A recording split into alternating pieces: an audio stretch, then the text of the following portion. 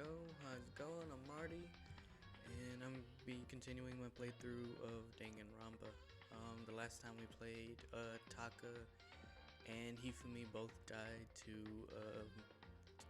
just a mysterious guy named Justice Hammer. And we're gonna figure out who did it. And this time it's more unique because there's more than one person who's dead this time. And let's see what happens.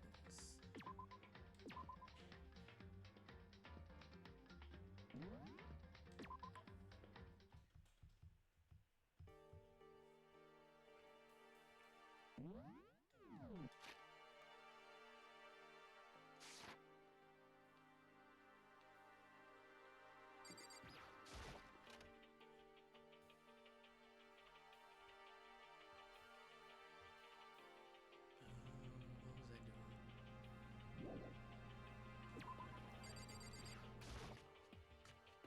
Oh yeah, both of the bodies have disappeared. Well, we got taken away and no one knows what happened to them.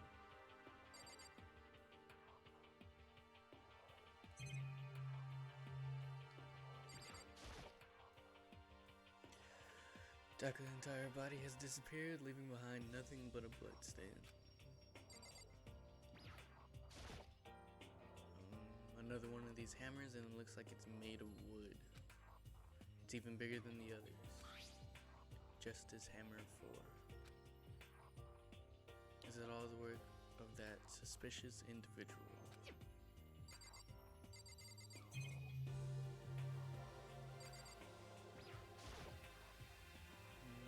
This is a trap.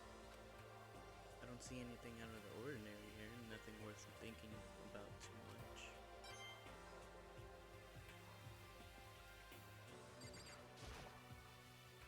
When Toko is in Toko, she has a fear of blood.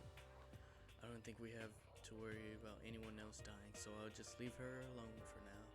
Jarrell!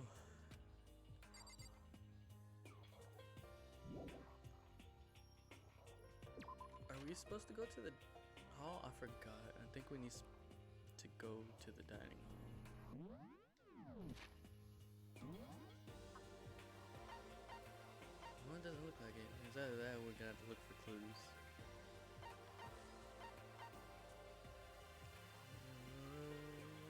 I guess let's go to Hifumi. Hifumi was found.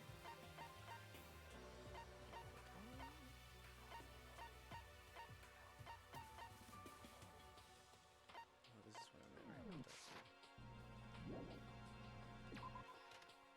But he was found downstairs.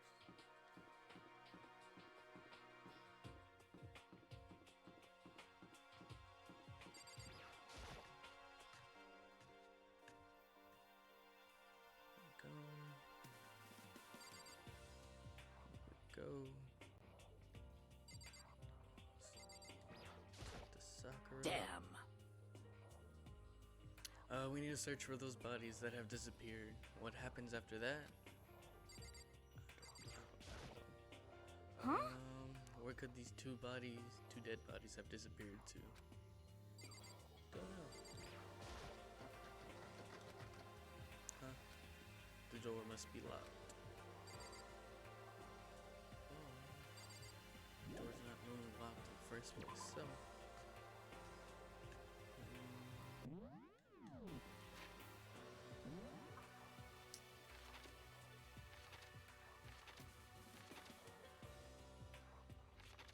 First floor. Oh, I can't teleport anywhere. Okay, that's why. Remember everything that's going on, Jarrell? If not, I can remind you.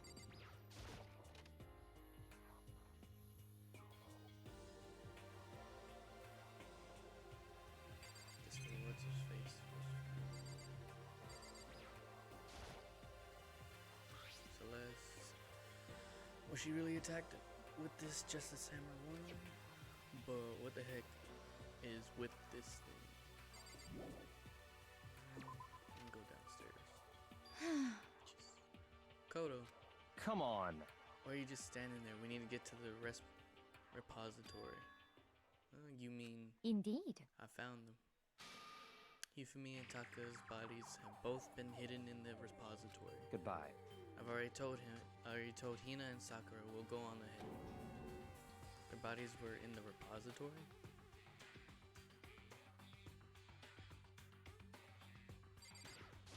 Oh, I know.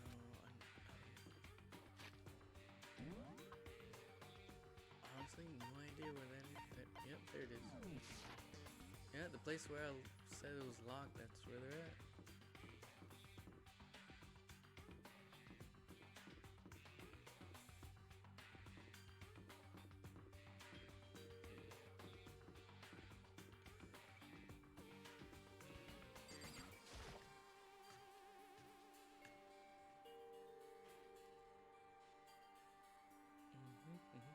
And buddies are here somewhere. Up ahead is the repository. The doorknob turned. I guess it's unlocked. Then I have no choice but to go inside. So I opened the door. And when I entered, I saw...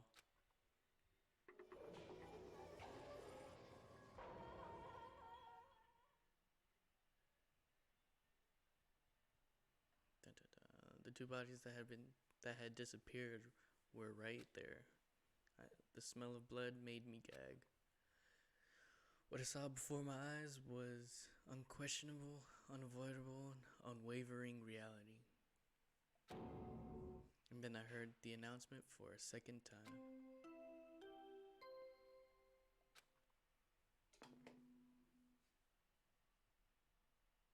A body has been discovered!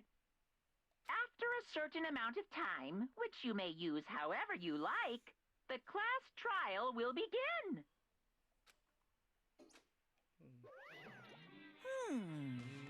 And so here we are. It's the Monokuma file! Without further ado, let me give you all the next Monokuma file.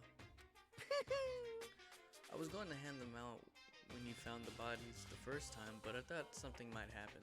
What? It was really hard to resist, but turns out I was right. Stop talking. Just hand it over already. Punishment is waiting for Now you. make sure to investigate with all of your mental might and prepare for the class trial. See ya later! Okay, see you later. Well then, now that we found the bodies, all that's left to uncover the culprit. What the heck? Hold on. How can you be so calm? I mean, they're dead, you know. That's terrible. Dead, gone forever. They're never coming back. Awful. This is all just too awful. Hina suddenly burst into tears. She clutched at Hifumi's lifeless body. Who would do this? Why? Why? That's loud.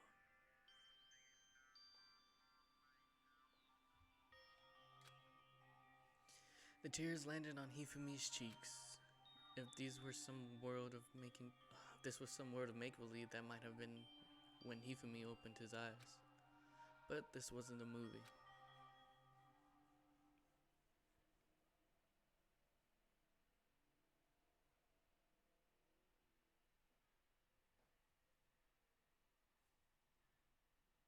This wasn't. He's alive again? Where am I? Cold. So cold.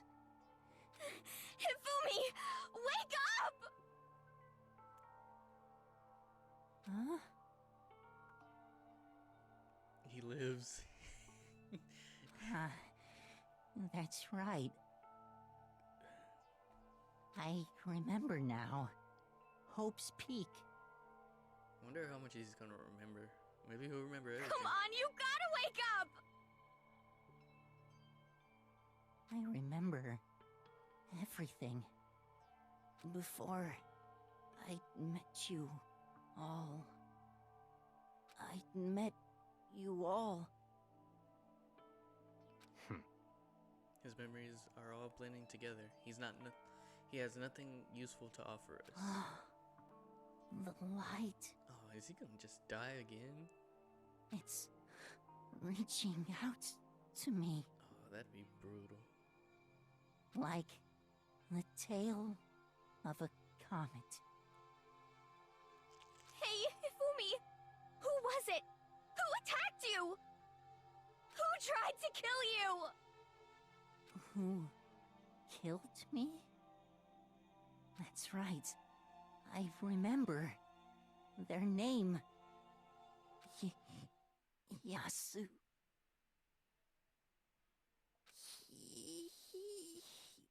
Hiro.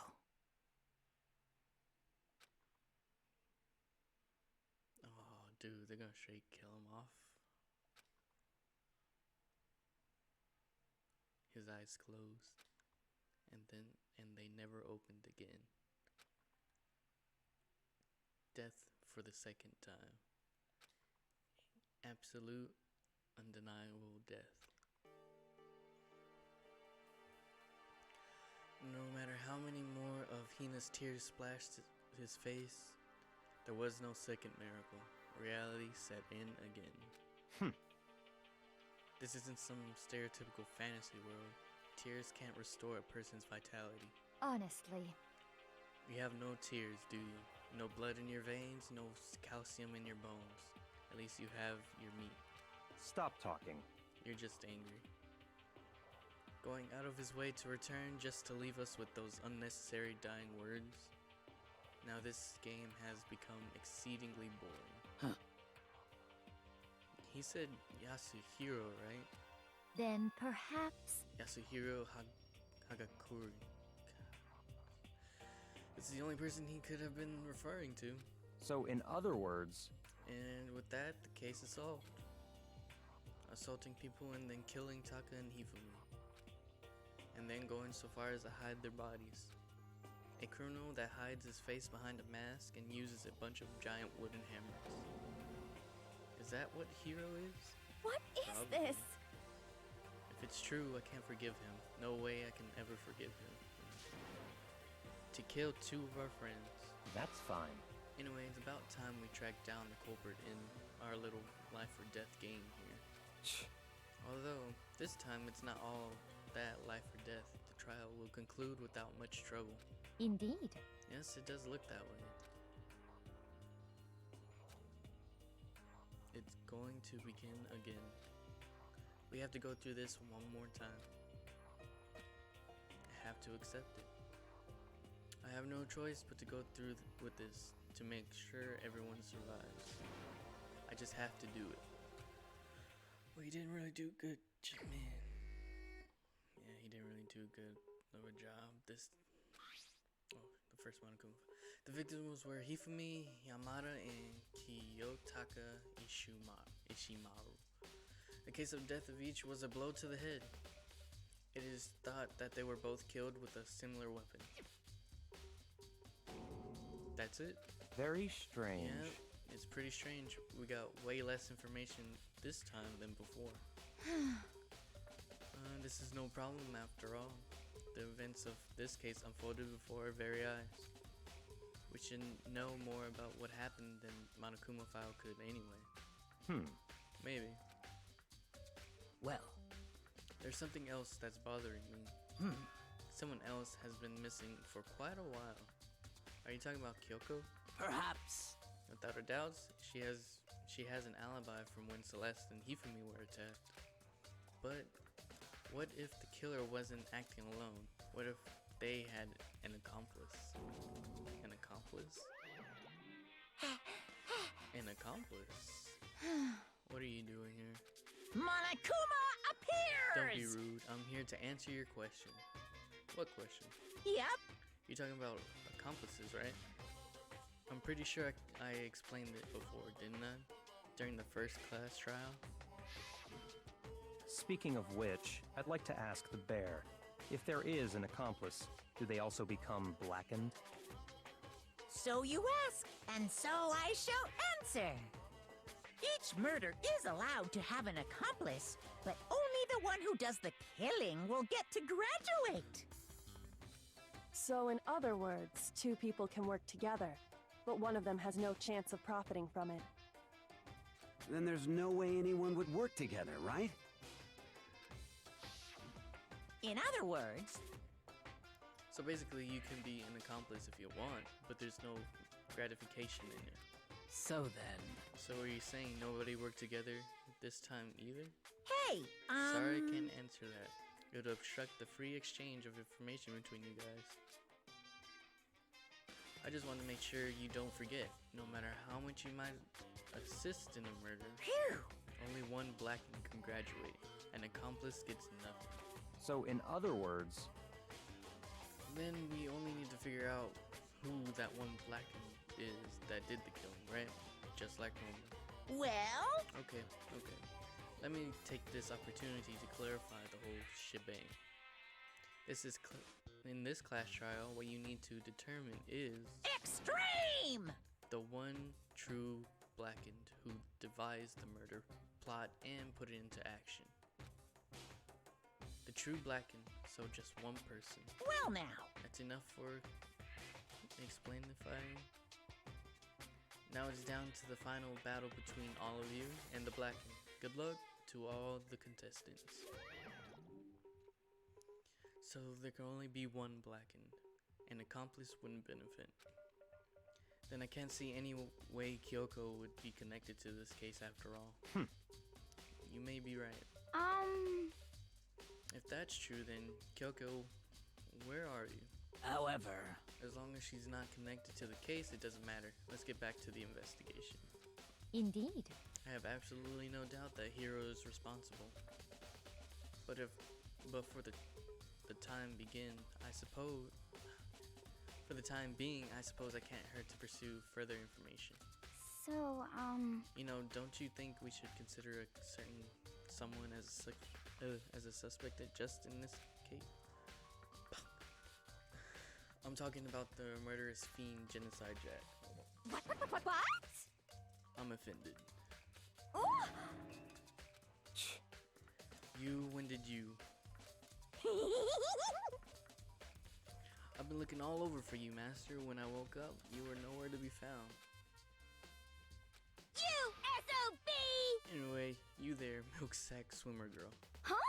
Milk sack. You gotta be kidding! Why do I gotta be a suspect? What the heck? Well, I mean, you are a serial killer. What?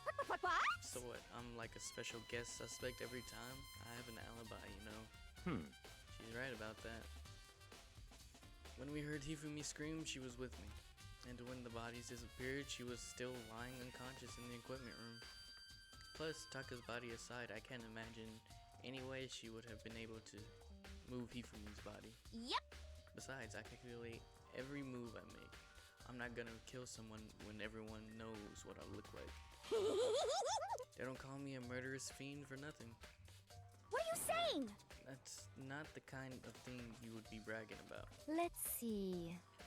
On another topic, should we post a guard by the bodies like before? We can't have them disappearing again. so then... Hina and I can handle that. You don't mind, do you, Hina? Sure, I'd be totally useless in the investigation anyway. it's all clear now. Then that's that. Let's begin. This whole thing is so strange. All but one of us has an alibi, so figuring out who did it should be obvious, right? But maybe it's just me, but I don't think it's going to be as straightforward as it seems. Monokuma file number 3 has been added to the truth bullet section of your handbook. Well, a lot of these are gone. There are hammers in all different sizes hanging on the wall, although some are like mallets. Mallets? Could the Justice Hammer have been designed using these as a model? Either way, all the hammers have here obviously been in a lot of use. They're all covered in debris and chalky stone powder. Wait. For some reason this one hammer isn't dirty at all, and it's wet. It did someone wash it recently? Spotless hammer has been added to the truth bullet section of your handbook. Where else? Taka, he'll never move again. According to the Monokuma file, Taka died from a blow to the head. We found Justice Hammer 4 near his body in the equipment room. Is that what was used to kill him? And there's a tarp laid out under his body. Did the killer use this to move Taka's body? Either way, well, that way there wouldn't be any blood left behind in the hole while the body was moved. Blue tarp has been added to the truth bullet section of your handbook. Yeah, seems right. Hifumi's big, cold body is laying on the floor. His really big body. I mean, how on earth would a killer be able to move something so big? From the nurse's office where he was discovered to here, the repository. All the way from the first floor to the third, and all without anyone noticing it. How the hell? It's no good, I just don't get it. I can think about it later. For now, I have to finish investigating Hifumi himself. If I remember correctly, Hifumi's fatal injury was also a blow to the head. Probably from Justice Hammer 3, which was laying on the floor in the nurse's office. Huh, wait. Something's off about his body. Why am I getting this feeling? Something's different. Something about Hifumi's body in the nurse's office versus his body right now. That's it. His glasses. When his body was in the nurse's office, his glasses were covered in blood, with blood. Oh. But now they're completely clean. Does that mean someone wiped his glasses off? Well, why would they do that? Well, how? Who would do that and why? Hifumi's glasses have been added to the truth bullet section of your hand. There it is. It's a dolly. It doesn't have a handle. I saw this in the art room before. I guess it's used to move statues around. It's kind of awkward, but if you bend down, it's not too hard to use. But wait. Wasn't it in the equipment room when we found Taka's body? And look at the wheel. There's blood stains on it. There's a blood stain on it. So there's blood on the wheel of the dolly that was moved from the equipment room to the repository. What's the explanation for that? Repository dolly has been added to the truth bullet section of your handbook. Okay, so that pretty much, yeah. Go to, there's definitely a lock on the door, but it can only be locked from the inside of the repository. So that means the person was behind the door. I don't see any way to lock it from the art room. There's only one way in and out of this room. Dude, I'm trying to get out.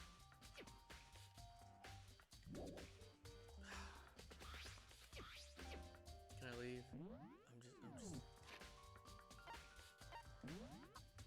I need to go back to the thingy. Yeah, I need to go back here. What else? Okay, I got that. Do I need to talk to them? I guess him, since he found me. Byakuya, do you think Hiro really did it? I don't see how anyone could think otherwise. When the attacks and murders and disappearance all happened, every one of us had an alibi. And the last thing Hifumi said when he died, yeah, he said Hiro's name. So, in other words, then there's no room to suspect anyone else. Okay, but if he did do it, why would he hide his identity with that weird costume? Maybe he thought that no matter what happened, he'd be safe as long as his face was covered. Because he's the fool of the century, you see. I mean, he is kind of dumb. But do you really think that's enough to explain it? I feel like there's a clue hiding in there somewhere. What? And that's it? That's all that bothers you about the case? Well, no. There's a few other things. Like, why did the killer try and hide the bodies? Yeah, they probably figured that if we couldn't find the bodies, we couldn't complete our investigation. But if that's the case, we found the bodies pretty easily, didn't we? Again, it comes back to the fact that the culprit was a moron. Is that really all there is to it? The other thing that bothers me is, why'd they bother killing 2 people? What? What? Because all the rules say is that you can kill someone and get away with it. You graduate, right? So, if you're the killer, your number 1 priority is not getting caught. But killing 2 people means more clues, more chances you'll get found. I see. Hold on, perhaps. I see. So that's what that means. Is everything okay?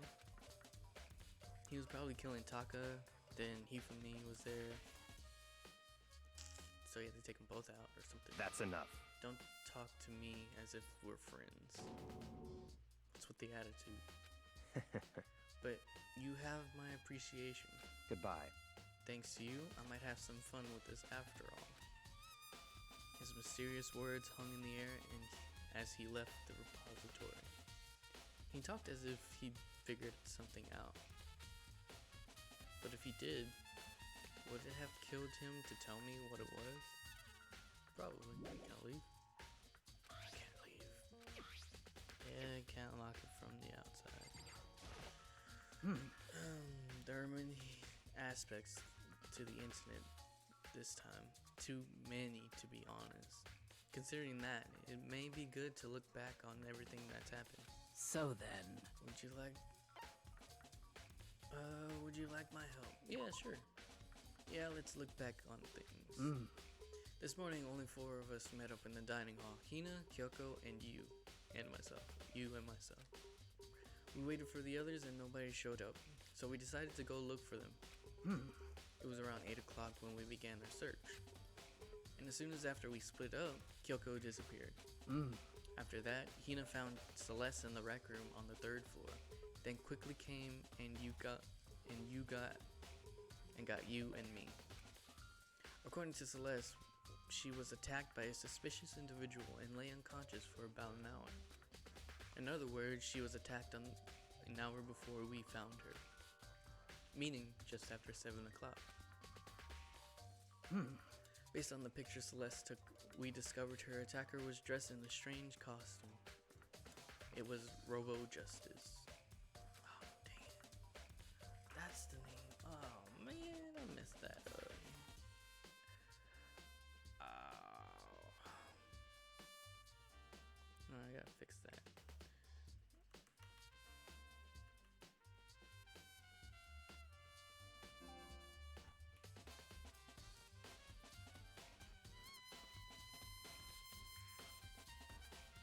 There we go. That's better. I knew his name wasn't that. I knew it was something. Hold up. And I gotta fix that too. Okay. It also became clear that Robo Justice had dragged Hifumi away.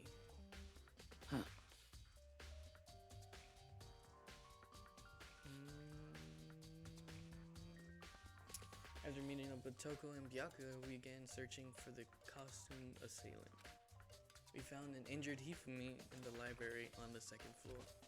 We took him down to the nurse's office on the 1st floor, then resumed our search. But not long after leaving the nurse's office. What's wrong? I saw a shadow, something moving around the top of the stairs. Based on Celeste's claims, we went back to the 2nd floor, where we split up and began searching. Then right after that, Celeste screamed. This time it had apparently seen a suspect on the 3rd floor. Hearing her screams, we quickly made our way to the 3rd floor. Celeste, what's wrong? That was rather intense scream for someone like you. I saw him, the strange costume man. He ran off as soon as I screamed. I was blocking the stairs, so he hid further down into the hallway and disappeared. And then... yeah. Huh? What was that? That came from downstairs. It must have been Hifumi. He's in the nurse's office. This is bad. Come on. We have to go back. And at that point, we decided to split up into two groups. Celeste, Hina, and I went back to the nurse's office. Meanwhile, you, Byakuya, and Toko pursued the suspect up to the 3rd floor. And when we got back to the nurse's office, we found Hifumi's corpse. Which is also when we heard the body discovery announcement play. I left Celeste and Hina alone and headed back to the 3rd floor to tell the others what happened. However... But at that time, we had discovered Taka's body in the equipment room. Which means Hifumi and Taka's body were discovered right around the same time. Because I remember hearing the body discovery announcement play right after finding Taka. And that's when I showed up and told you and Byakuya that Hifumi had been killed, right?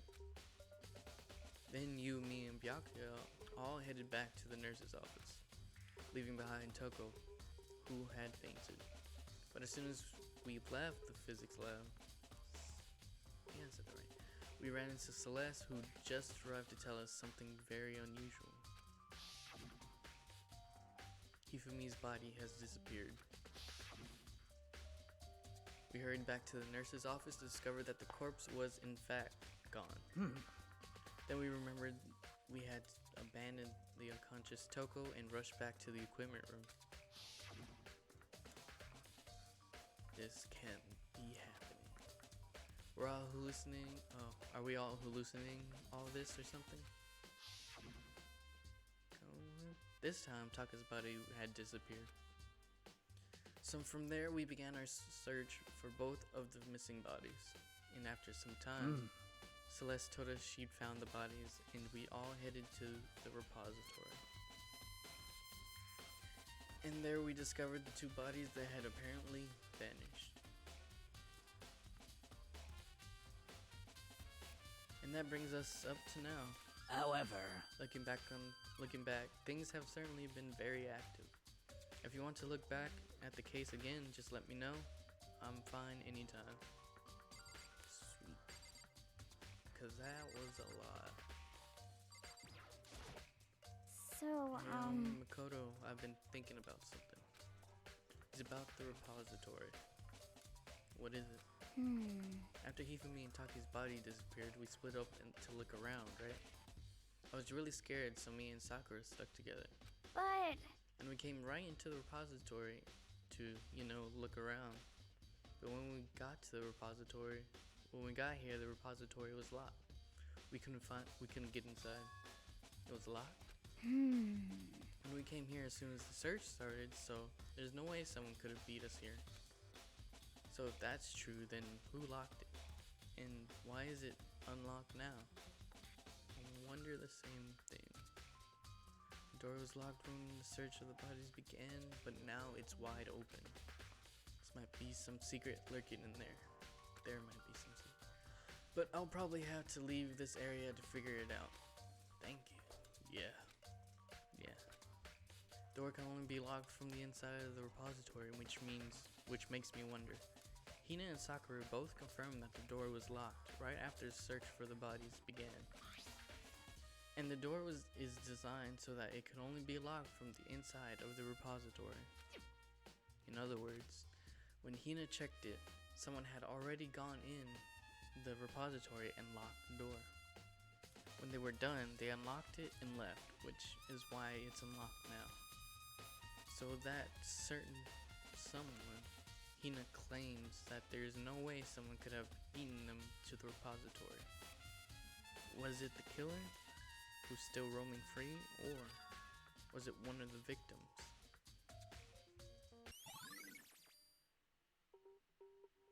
repository door has been added to the truth bullets section of your handbook.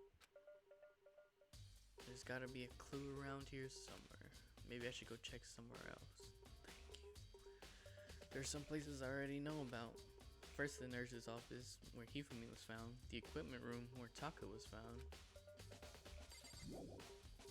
Yes.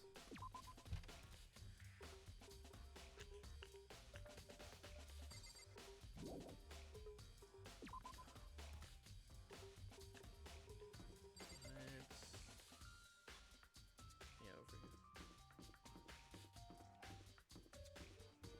Unless I want to say, I wouldn't understand. Yep, there's the stairs.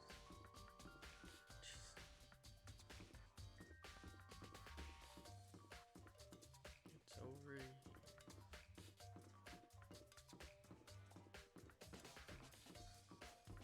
Since I'm already on this floor, might as well look right here.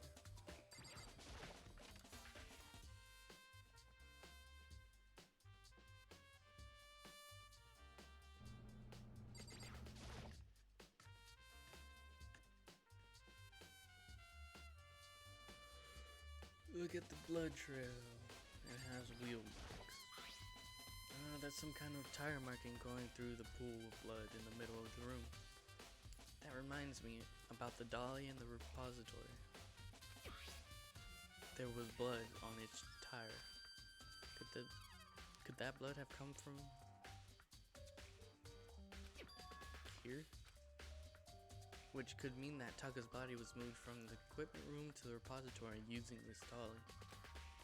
Both rooms were in the 3rd floor, so that should definitely have been possible.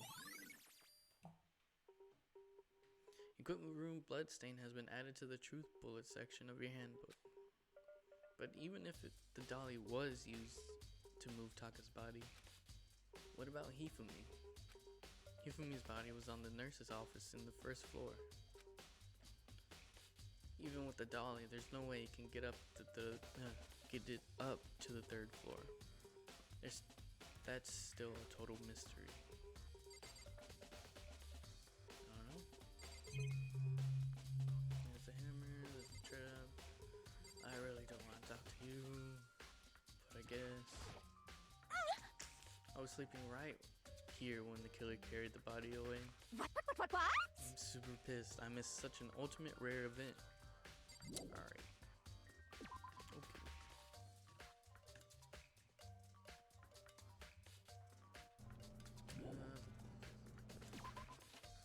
So I'm gonna go to the nurse's office. I don't think I can now. Yep, okay, sweet.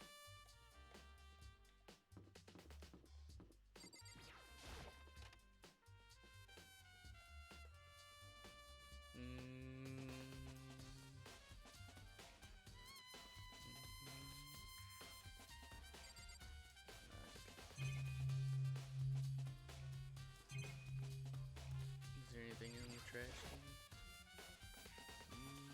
It's just a normal trash can. Oh, there's something inside. It's too small to be a handkerchief. It's a glasses cleaning cloth. And it's got some kind of cartoon character on it. But it's also covered in blood. Oh, Did you find something? Yeah, there was a cleaning cloth in the trash can. huh? A cleaning cloth? And it's all bloody. Whoever this belonged to must have used to wipe up some blood. Who else wears glasses? But who would need to do something like that? I haven't the slightest idea. Yeah, me either. But I think it might be important. I mean, the only one that's really into anime and stuff is really Hifumi. I don't know. Glasses cleaning cloth has been added to the truth bullet section of your handbook. Okay, so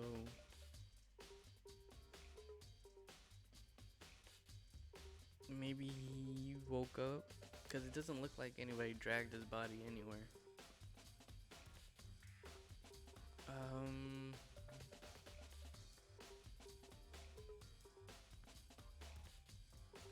thinking is like, why would the killer even do it in the first place? So maybe he woke up, cleaned it off, and walked around? I don't know. Celeste, what do you think? What are you investigating, Celeste? I'm not investigating anything, precisely speaking. I'm simply going around seeing if Hero might be, hiding somewhere. What about you? Oh, I'm just checking this and that. The main thing on my mind is how someone could have moved Hifumi's body. Let's see. How Hifumi was moved, eh? When it disappeared, you were supposed to be in the nurse's office, right? Yes, Correct. indeed. Hina was not feeling well, so I stayed behind to look after her. But when she seemed to be getting worse, she seemed to be getting worse, so I took her to the bathroom. And when we got back, the body was gone. And when you got back, the body was gone. We couldn't have been gone for more than a minute or two, though. Yeah, Hina said the same thing.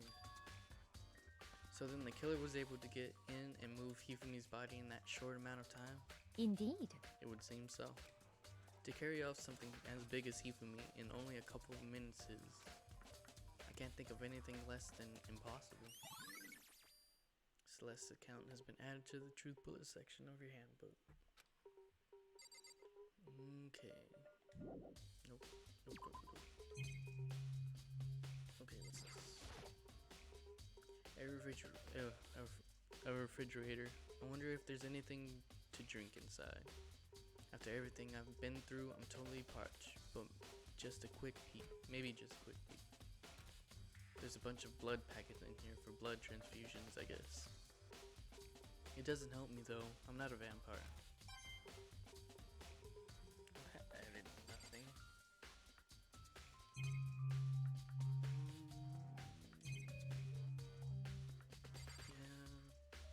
This thing? Nope, the chest. Okay, so we look there and there. Where else could we look?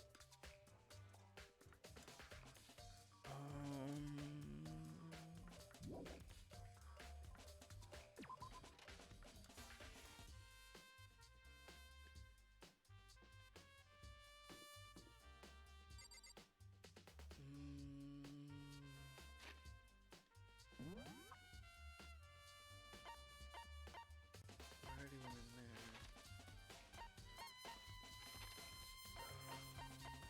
There's nothing I can think of.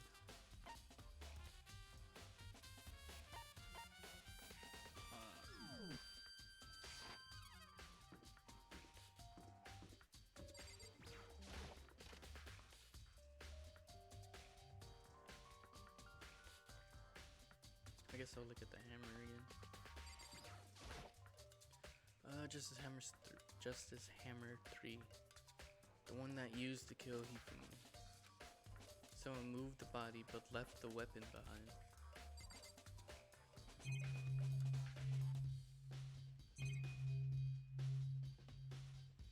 Sure.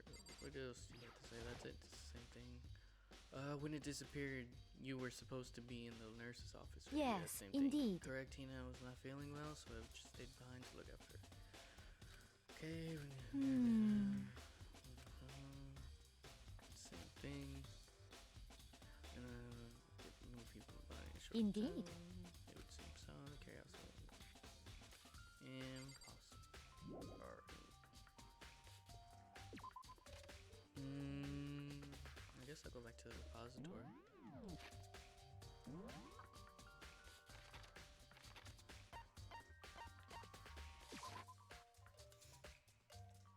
No, that's the wrong one.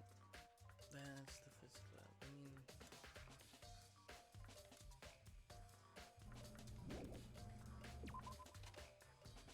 Okay, let's go.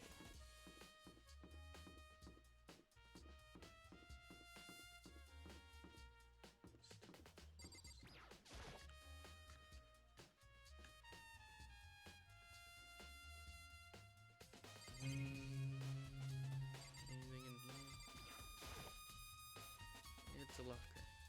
nothing too remarkable about it. Alright, thanks, game.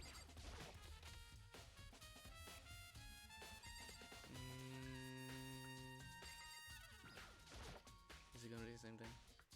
His big cold body is laying on the floor, but when did the killer manage to move it? The nurse's office, where he discovered to hear the repository. All the way from the first floor to the third floor and all, without anyone noticing it. I just can't imagine how it was done. Further, Hifumi died from a blow to the head. I have to assume it was from Justice Hammer 3, which we found in the nurse's office. And we found his body in the nurse's office. His glasses were covered in blood, but now they're spotless. Does that mean someone wiped his glasses clean? Why would they do? Who would do that and why?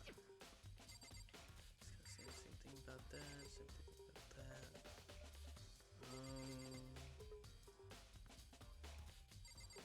I checked out the other hammer, didn't I? I should have. Just in case I did.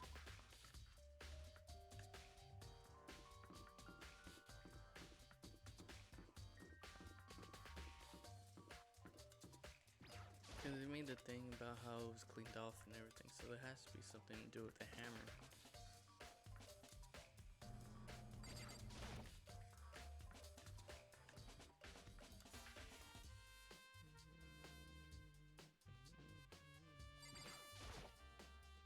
Justice Hammer 4, the weapon that used to kill Taka. The body was moved, but the murder weapon was just left here. Nothing tired.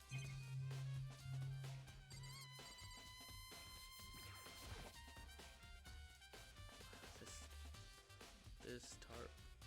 I feel like I've seen it somewhere before, and it's recently too.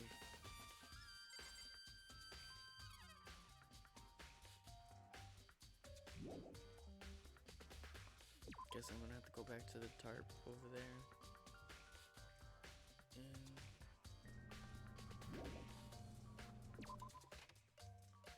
And so this is where you were. I've been looking for you. You have? I wanted to thank you for what you did. Not that you meant to, but you ended up making this little game of ours very interesting indeed. You should go to Hero's room. Oh, and let me give you this. Meet in the dining hall. This is a note Hero wrote to get us all to meet up, right? You remember well. Well, the penmanship was pretty remarkable, so it left an impression. It's all clear now. Anyway, this makes it clear, right? This is a trap. What is? Things grow even more exciting. What are you talking about? I've already repaid my debt. I don't owe you any more explanation. Goodbye. Goodbye. Yeah, so Hero's message has been added to the truth bullet section of your handbook. So he said to go to the Hero's room, but what's waiting for me there? Always press that button.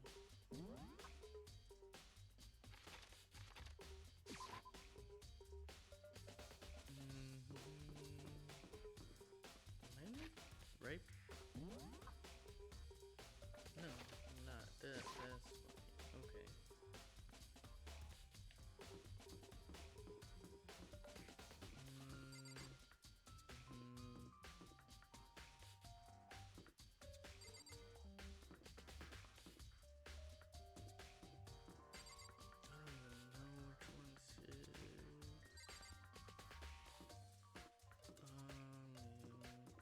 There we go, the very last one.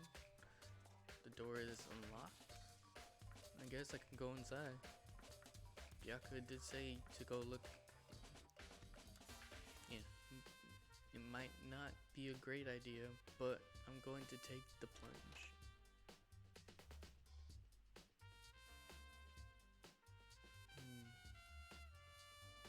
This is Hero's room. These are all kind of weird stuff in here. There's all kinds of weird stuff in here. Where did he even get all of it from? more importantly, he still hasn't turned up. Which means he can't really complain if I don't get his permission to search his room, right? Check in the bathroom.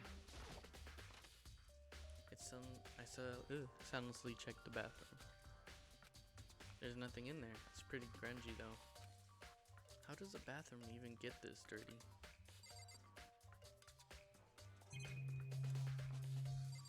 Okay, check his bed. It's a normal bed. Pretty much just like the one in my room. Check the boxes. I think there's something in the cardboard box. It's blueprints for something, and something's made out of, it looks like cardboard, plastic, and a plaster. Is this Robo Justice? And is in Hero's room. Oh wait, these blueprints. Something about them bothers me. Yeah. Robo Justice blueprints has been added to the Truth Bullets section in every handbook. We need to go find Hifumi's room and go to his room because that's probably his handwriting.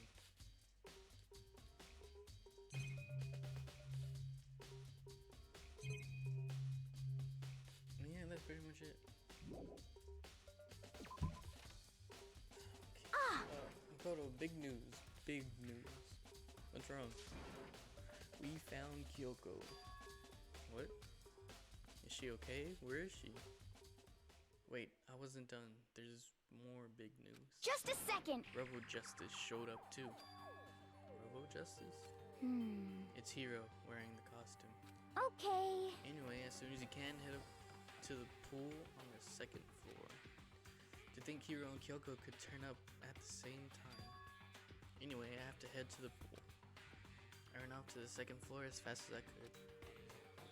Well, looks like I'm not looking into Hifumi's room.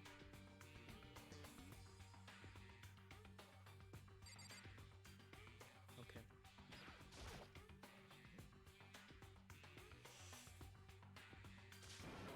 Kyoko and I mean... man, I've had the worst day. Hiro?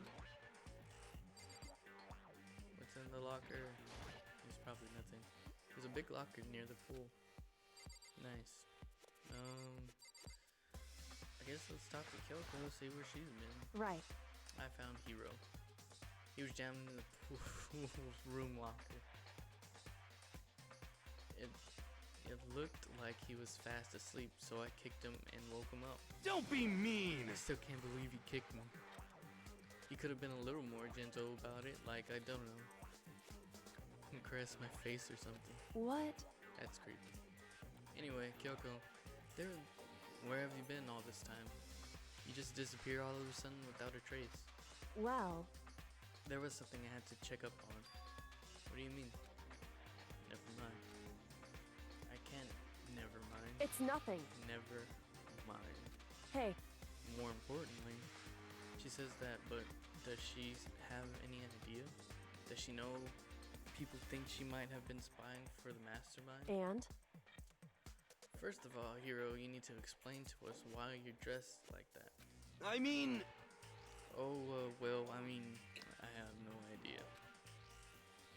1 second I was asleep, don't even know how that happened. Then I woke up, and then I was here. I don't care. Do something about that costume. It pains me just to look at you. Huh? Well, Let me out of I don't know here! what's up with the thing, but I can't actually get it off. A little help? Why would you make something that you can't take off by yourself? You got it all I wrong! didn't make the stupid freaking thing. It would seem... There's a clasp on the back that's keeping you from getting it off.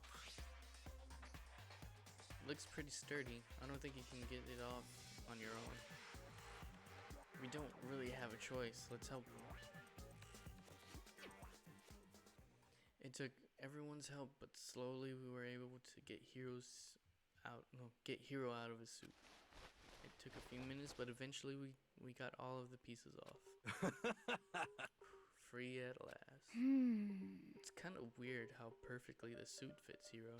So then... More to the point, nobody but Hiro would be able to wear that costume. Oh, wait, what? Hold on a second. Honestly, Don't bother trying to act innocent. The blueprints were in your room as well. is that okay? In other words, it's obvious to you, everyone, that you made this costume. That's true. I saw the blueprints myself. Yeah, me too. Could it be... Then it's obvious. The one who put this costume on and went around attacking everyone That's terrible! was Hiro. Shall we tie him up and gag him? Just the worst. Good idea. We wouldn't want him killing anyone else. What? Tie me up. Hold on, guys. I think that's going a little far. That's right. He may be a suspect, but he deserves fair treatment. Yeah, I mean, attacking blueprints? I have no idea what you guys are talking about. What the heck? You don't talk. Well, you can't talk your way out of this. It's been decided you killed them. Please! What? Killed who? I have no idea what you're talking about. There must be a fake Hiro running around. What are you saying? You're the only one who can wear this costume. So who else could possibly be the costume attacker? What the heck? How do you know that I'm the only one? Maybe you should try it on for yourselves before you convict me. Okay. Fine, if you're gonna be a jerk about it, I will. Without missing a beat, Hina started putting on the Robo Justice costume. Huh. See? Look. See how loose it is? I mean, come on. I'm blind as a bat in here. Can't see my feet at all. I'm surprised you got anywhere in this thing. I'm telling you, it wasn't me! And not to mention, you totally can't bend at the waist. Seems like a pretty obvious oversight. That's not a very nice thing to say.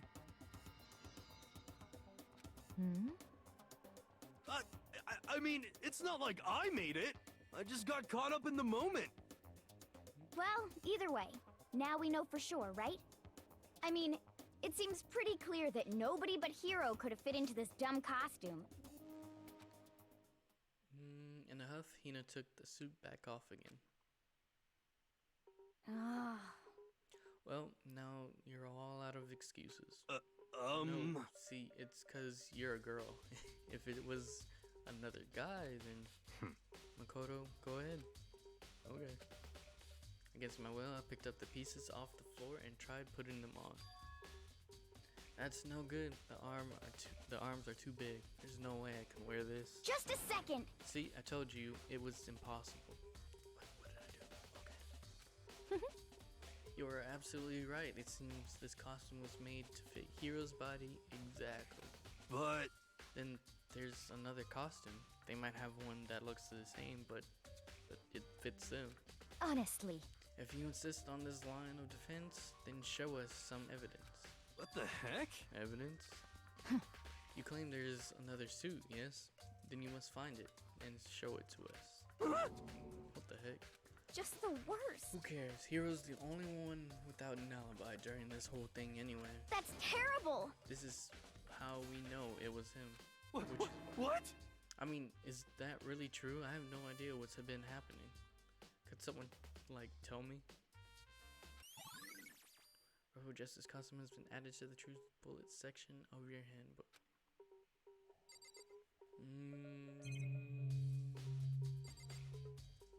Okay.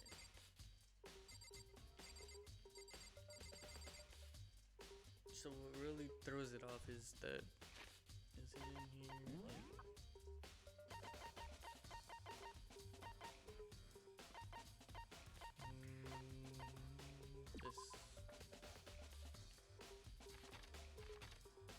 That's not his handwriting, and he doesn't really seem to be on this.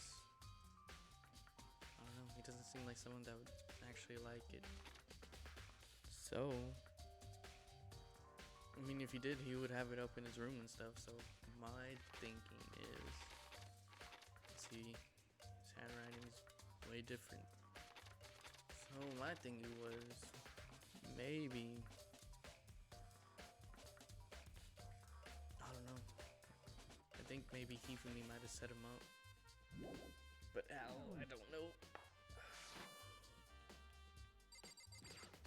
Maybe I'm just jumping. I certainly did not expect Hiro and Kyoko to turn up at the same time. But where has Kyoko been hiding all this time? I have no idea. Then perhaps... Perhaps she really is working for that mastermind. What else could explain her questionable behavior? But you are quite protective of her, yes. That's because she helped me out so much up until now. If I were the mastermind, that is exactly what I would do to earn your trust. It's looking more and more likely like it really was a setup.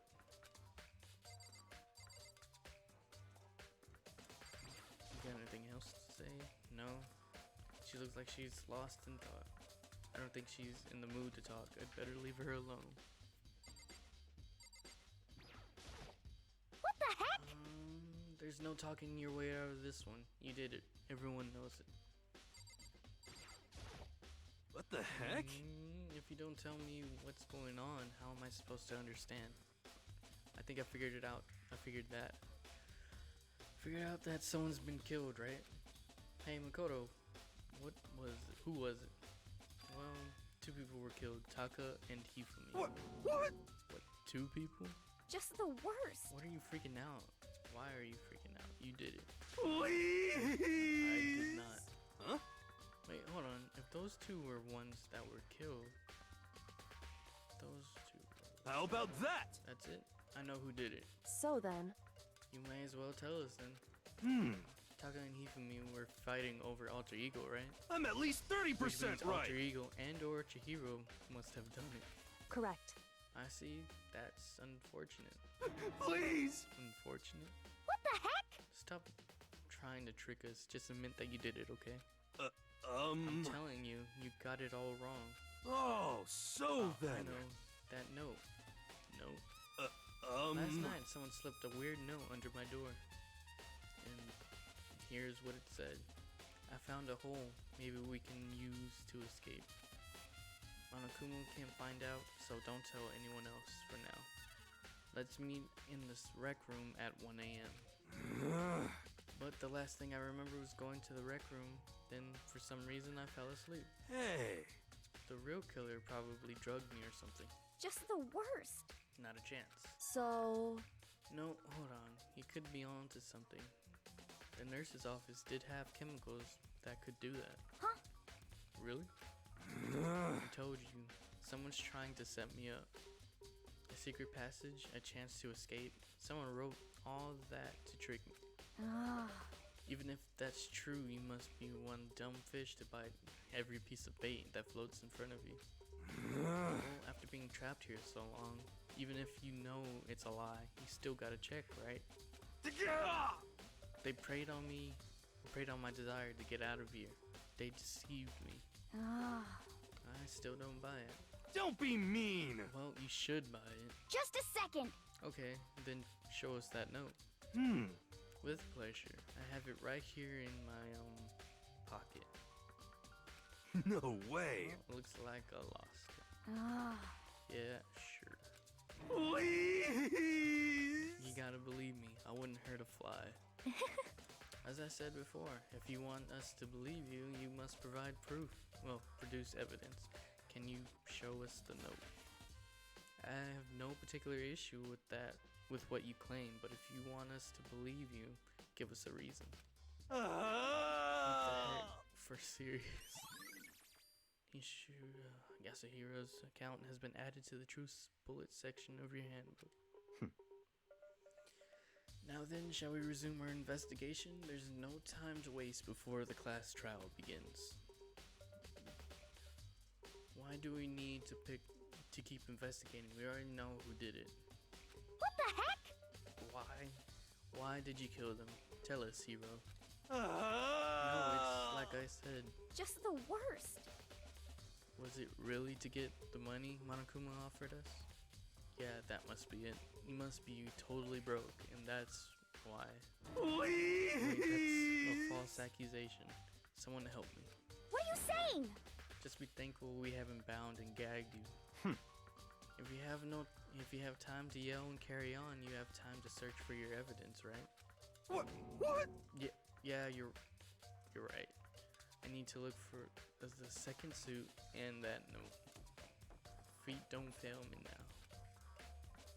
I guess I'd better get back to guard duty. I was gonna ask Toko or Genocide Jack to switch with me. But if she and Sakura got into a fight, we'd have a catastrophe on our hands. Well, bye. One by one, everyone peeled away. Makoto. Do you have a second? I want you to help me with the investigation. It would seem... It looks like I got a late start on this one, so I need to make up ground. Wait, it already came out? No, and I have not. Need to make up some ground. When did it come out?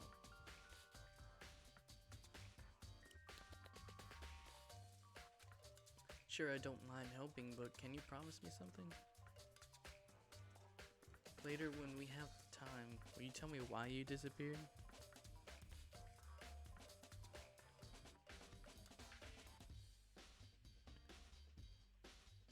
Oh, 'cause I answered it. Oh. It's only in Japanese, though. Why is that? No. To reject me so simply. Anyway, Anyway, I need your help. You don't mind, do you? Okay. Is it good? Is the episode good? shall we go? Thanks. Now then, shall we? Hey, So, Makoto, first I'd like to examine the corpses. I can't believe I'm hearing that from a girl the same age as me. correct. Dead bodies don't lie, you know. They tell the truth far more easily than the living. Hey, Wouldn't you agree? How am I supposed to answer? anyway, Anyway, we have to hurry before the class trial begins again. Yeah, you're right. What, you thinking it's straight up Hero, or do you suspect someone else? Okay, then show me where the bodies. Okay, so based upon like the handwriting, it looks like it's probably someone like Hifumi's handwriting, and I don't think Hero would be into Gundam like that. So I don't know if he would be into like making a whole suit for himself. I mean, at the same time, it did have all the stuff in his room, but it could have been easily unlocked whenever he got knocked out, if he got knocked out. So my thinking is, Hifumi got the drugs from the nurse's office, knocked him out, put him in the locker, or he already made the suit, put him in the suit, locked him in the locker, went back to his room, put all the stuff in, all the blueprints, all the, all the materials, went back and waited, tried to kill Taka, or did kill Taka, then maybe, I don't know, from there. Because the whole thing is, like, how would someone pick him up and bring him all the way to the 3rd floor? And nobody else was in the place whenever they were looking. I forgot her name. A-O-I, I don't know how to pronounce it. And Sakura in the room the entire time, and it was locked.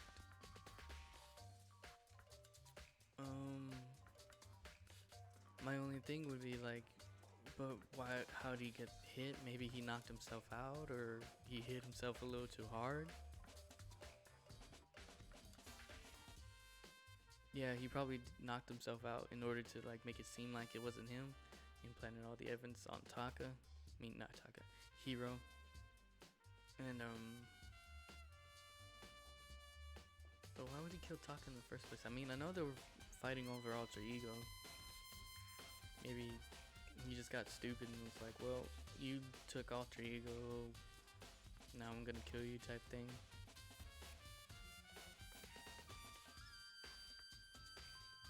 I don't know. Then the whole thing with Kyoko disappearing, that's a whole thing. Okay, then show me where the bodies are. They're in the repository. Then I guess we should head out that way for now.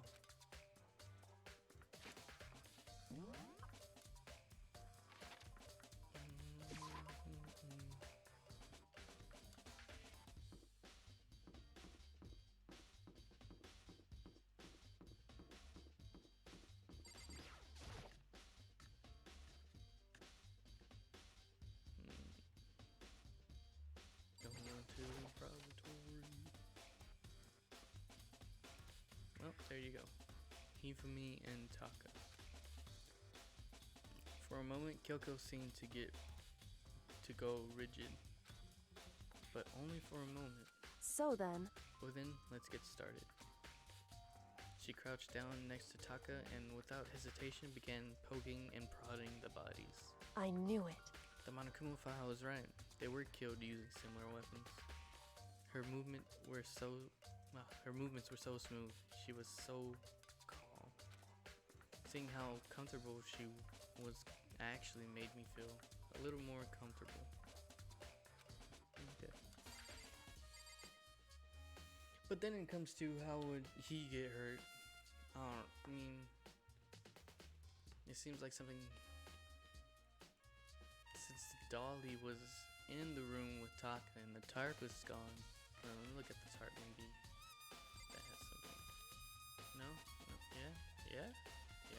No. Okay.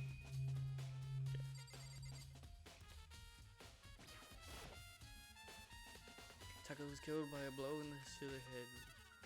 He must have been struck with Justice Hammer 4, which was laying on the floor in the equipment room. And there's a tarp laid out under his body.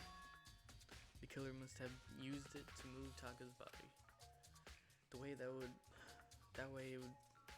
It wouldn't leave any blood stains as it was moved. Let's look at his body again.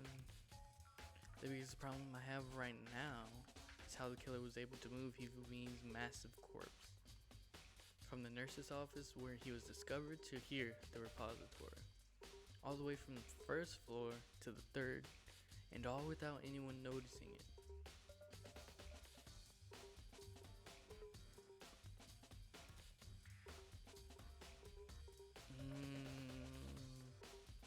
There's also that mallet that's in here that's cleaned off. I just can't see how that's possible. Further, it seems that Hifumi died from a blow to the head. He was most likely killed using Justice Hammer 3, which we found in the nurse's office. But when we found his body in the nurse's office, his glasses were covered in blood. But now they're spotless. Does that mean someone wiped his glasses clean? But who would do that and why? What do you think? Yeah. I see. Makoto, I found something. You did? Hey, You remember the wristwatch Taka always wore on his left hand? You did? whew. Are you so oblivious to the people around you? Do you dislike other people that much? No, that's not it. Anyway, so you said he had a watch? So then, Take a look. It's broken. You can see the hands aren't moving, right? So it's obvious. It most likely broke when he had his encounter with his assailant. And if you notice, the hands are frozen at just past 6 o'clock. So that means the watch was broken sometime just after 6. that's right. But last night, Taka's watch definitely wasn't broken. Hey you, how long were you gonna keep us waiting? Taka's irritated voice pierced the air as he started pointedly at his wristwatch. It's almost 10 o'clock, you know what? Bedtime for all the little boys and girls. It's almost. In other words, So if it worked at 10 last night, it could have been broken at 6 p.m. It couldn't have been broken at 6 p.m. Meaning it must have happened at 6 in the morning. Broken wristwatch was added to the truth bullet section of your handbook. However, and that's not all. Look at Taka's left hand. It appears to be gripping something. You're right, there's something white in there. Makoto, Can you try and pry it out? Me? because Rigor mortis has already set in. Boys are better suited for this kind of manual labor, right? Okay. As much as I didn't want to, I grasped Taka's cold hand. The ice cold hand was nearly enough to cause my heart to stop beating.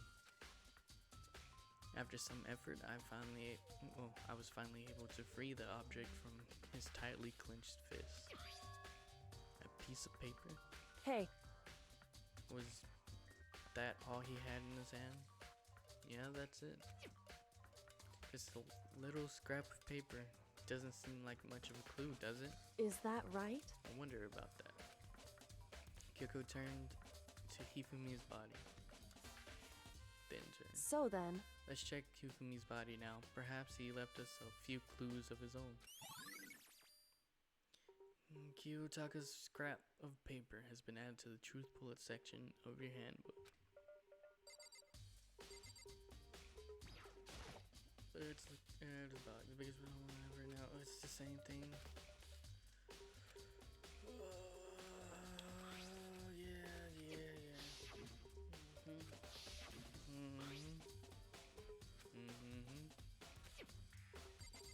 Okay, let's talk to Kyoko again.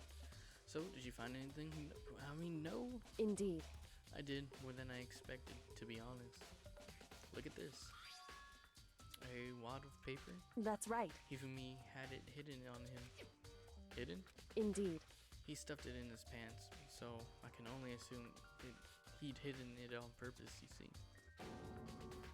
His pants? Wait, so Why is that? It was just his pants, not like his socks or something. I don't know what that means. Hey, Anyway, let's take a look at the paper. Go ahead, Kodo. Open it up. When I think of how it was stuffed down his pants, it's like, it better be important.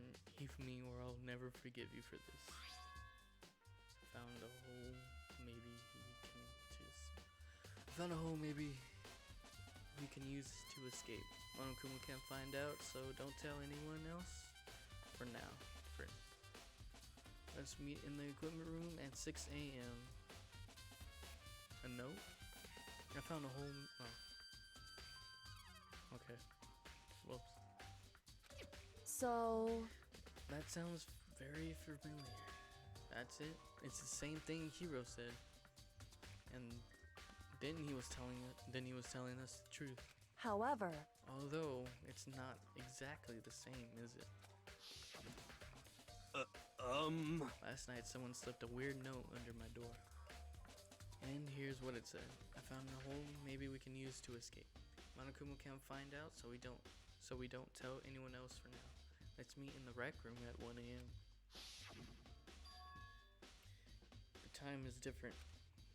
Hiro told us that his note said to meet at 1 a.m. But the note they wrote to Hifumi asked him to meet at 6 a.m. is that right? Hold on, just because Hifumi had the note doesn't mean it was meant for him.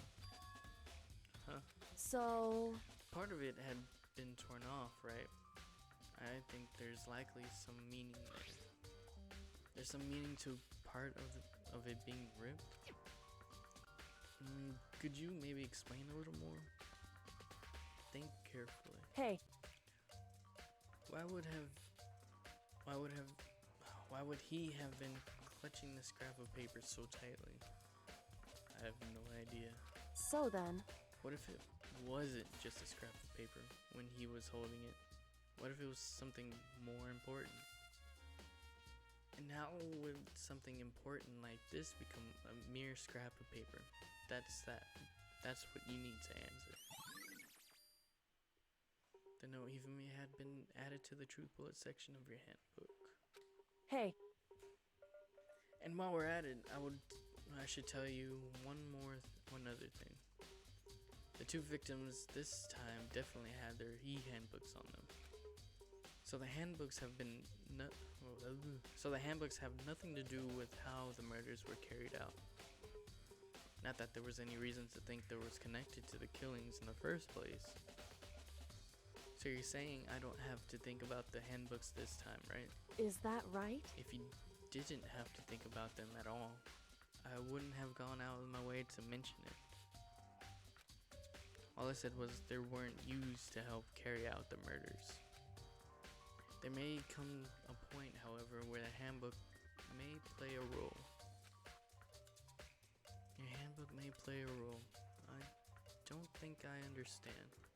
But if Kyoko thinks it's important, I'd better keep it in mind. The handbook has been added to the truth bullets section of your handbook.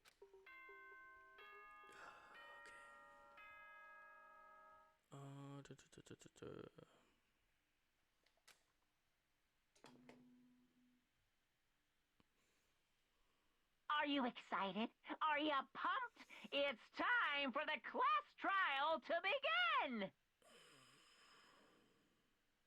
Like the bright burst of fireworks, like the flash of a soul clashing with life and death. And so, with no further ado, everyone please meet at the usual spot.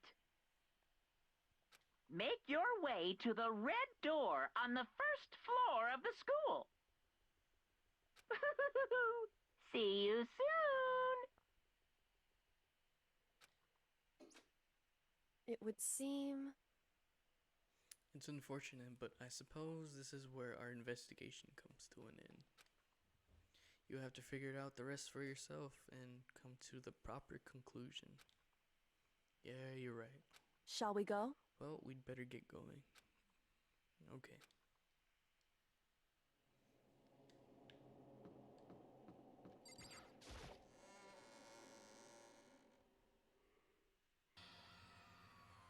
I don't know. I don't think Hiro did it. Monokuma appears! Well, now there's two of them. Hello, hello, hello. He's multiply? Wrong! Nope, not multiplication. It just looks that way because of an illusion. I'm moving so fast it only looks like I'm multiplied. Can you guys tell which one is the real Monokuma? Whew. Can we just get on the elevator already? Boy, tough crowd. Well, you're not playing along. Stop talking. We're not here to play with you. Okay. Okay, fine. Hey! Hey! Then if everyone's here and ready to go, please aboard the pain train, or elevator. I'll see you guys down there. Let's go. Okay then, shall we? Please! Hold on, I'm not mentally prepared yet. What the heck? You'll never be mentally prepared. You can't run away anymore. Hiro, you're gonna pay for your sins. What the heck?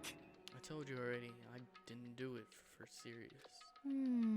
That reminds me, do you ever find the other costume or the note? Well, no, but how unfortunate. Then it would seem we have our culprit. Hey, This isn't the place to talk about it. Save your accusation for when we go to the courtroom. That's right. Get to the court. She's right. Let's go. Let's get down there first. Then the story can really begin. Yeah, good idea. That's right. I have to do it. I can't let whoever killed Hifumi and Taka get away with it. For everyone who's still alive, and for the two that lost their lives.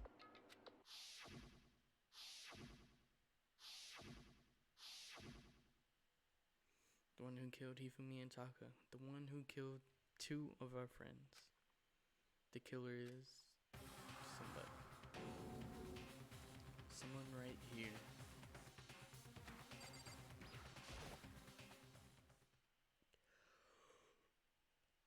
I took one last deep breath and exhaled slowly.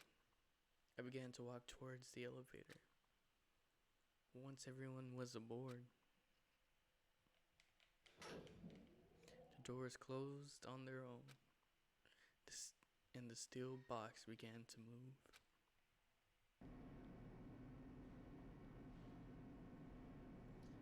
The clunking of the elevator kept us company as we fell further and further down. There was no going back. Until we settled all this, we couldn't go anywhere. I'm not sure how long it was before the elevator finally came to a stop.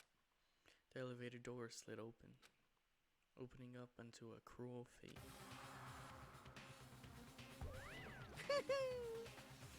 When I see all of you gathered together like this, I realize just how few of you there are left. Your school life is slowly reaching its climax. Just the worst. Only because of you. Why? Why are you making us do such cool things to each other? What? What? Do you really hate me so much? But I'm so cute. Come on. Stop goofing around and begin the trial. Don't rush me. Of course I'm gonna start it. I would never be like, stay tuned for the action-packed class trial after this commercial break. Yahoo! I'd never hold on you like that. Okay, let's begin. Get to your science. Get to your science. And so the curtain opened. And so the curtain opened once again. A deadly judgment, a deadly deception, a deadly betrayal, a deadly riddle, a deadly defense, a deadly faith, a deadly class trial. Yeah.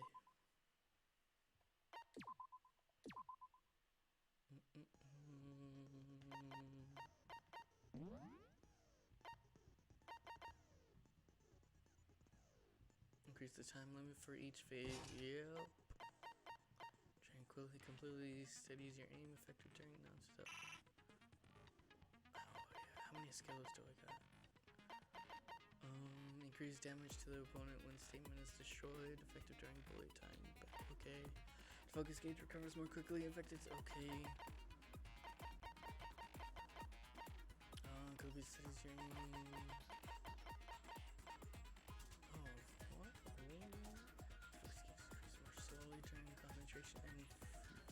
Effective during the knockdown.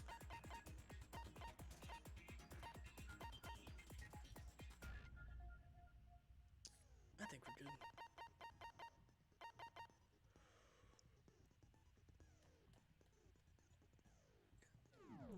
Yeah, I think we're good.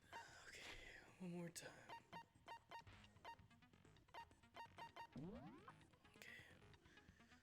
Okay, victims were Hifumi. Okay.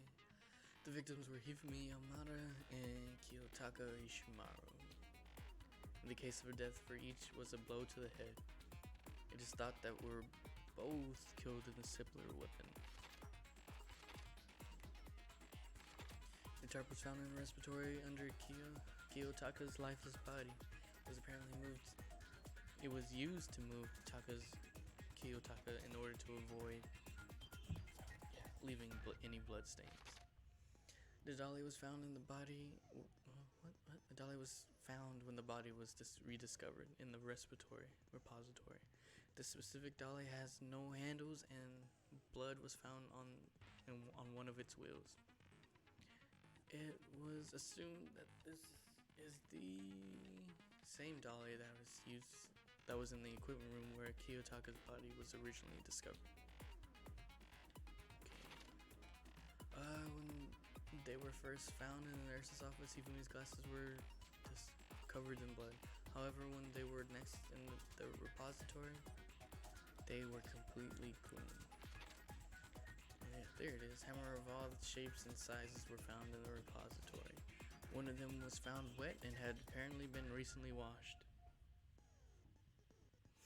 So that's the thing. If he was in the locker the entire time and he was knocked out, there was no way he could have went all the way to the 3rd floor. Did that, moved all the bodies. But there was that chase. And maybe, I don't know. maybe there was a different costume. The door connecting to the art room and the repository was designed to open only from the repository side, according to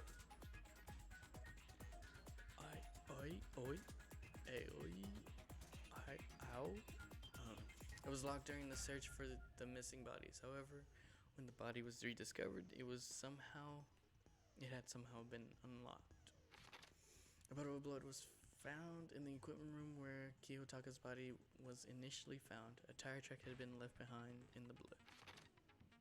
A cloth was found in the trash can in the nurse's office. It is branded with a popular cartoon character, and it was found with blood on it. One has to wonder if someone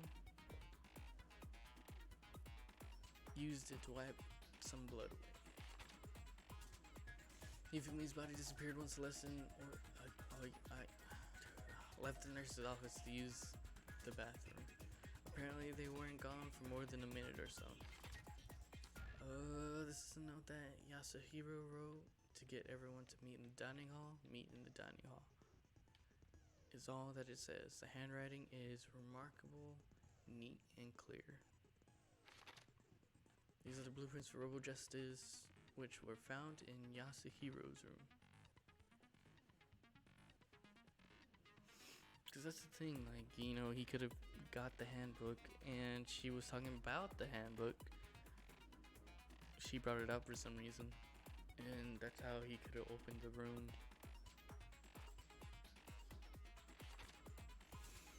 No one but Yasuhiro could have possibly fit in the costume. In addition, anyone wearing it wouldn't be able to see their feet or bitten at the waist more than 90 degrees. Apparently, Yasuhiro received a mysterious note last night. The note read, "I found a hole maybe we can use to escape. Monokuma can't find out, so don't tell anyone else for now. Let's meet in the rec room at 1 a.m. Kiyotako's watch was broke with the hand pointing just past 6 o'clock. It was confirmed as of last night with the watch still worked, which means it must have been broken the following morning when he was attacked. Kiyotaka's lifeless hand was found clutching a small scrap of paper. Hifumi had this note hidden on him. One edge of it appears to be torn. The note reads, "I found a hole maybe we can use to escape. Monokuma can't find out, so don't tell anyone else for now. Let's meet in the equipment room at 6 a.m. Each student had their e-handbook. Each student has it, which also acts as a card key. The owner's name is displayed each time the handbook is booted up. It is believed that no handbooks were involved in carrying out the murder this time. The victims were Hifumi Yamada and Kiyotaka Ishimaru. Okay, so, back to the memory.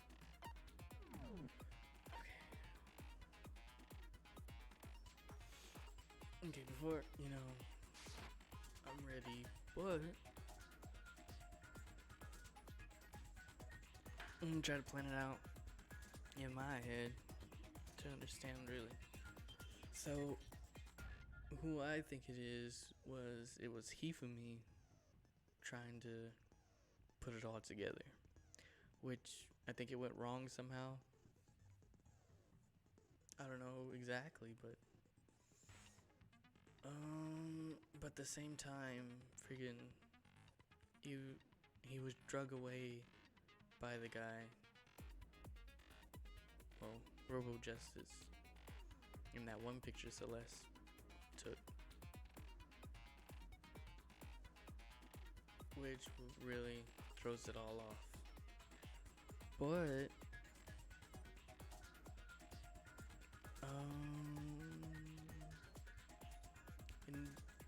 that was whenever she was attacked, so maybe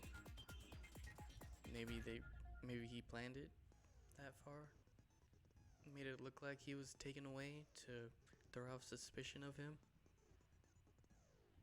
even more, like, oh, I was captured. I don't know. Oh, wait, there's blood in the in the nurse's office that he could have took and put it on his face to make it look like he got knocked out.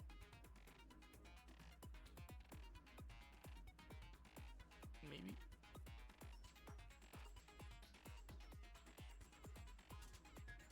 I don't know. Because the question is, who knocked Hiro out if he was knocked out? And yeah, let's just start.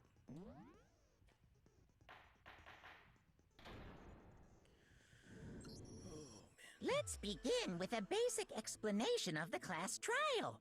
So, your votes will determine the results. Oh yeah, he could have got up like, yeah, the blood and everything. He could have got up as soon as they left. He would have ran up to the 3rd floor, moved the bodies, but yeah, whatever. Oh, the body. But how did he end up dead is the thing. Okay. If you can figure out who done it, then only they will receive punishment.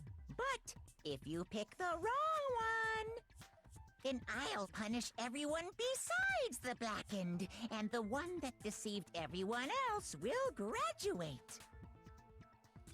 Now then, to begin with...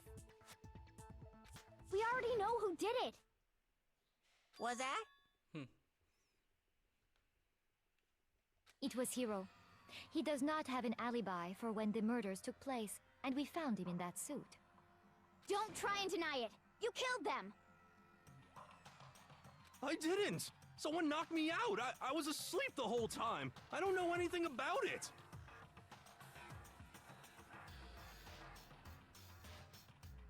Don't you get punished if you fall asleep anywhere else besides the locker? Shut your murdering mouth, murderer!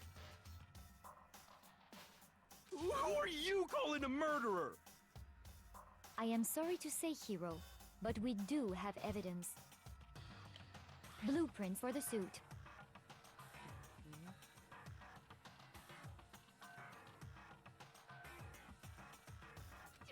Parts we assume were used to build it. And all of it was found in your room. You have to admit, the evidence is quite compelling. It points to you as having created the suit and wearing it while committing crime after crime.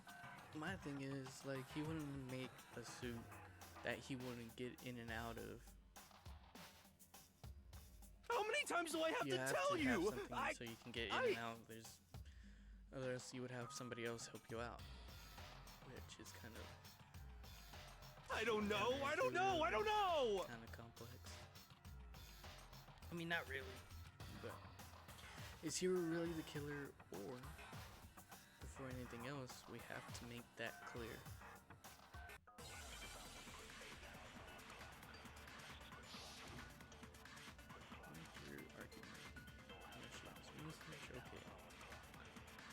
Everything we found in your room. The blueprints, the suit parts, they are all proof enough that you are the culprit. Wait, hold up. It's been a long time, I forgot. Silencer, okay. Fast forward, okay. Open handbook menu, okay. Fire truth bullets, okay. Select truth bullet, okay. Okay. Alright. X, the little purple things. Circle the fast forward. Square the handbook menu. Triangle the truth bullet, okay.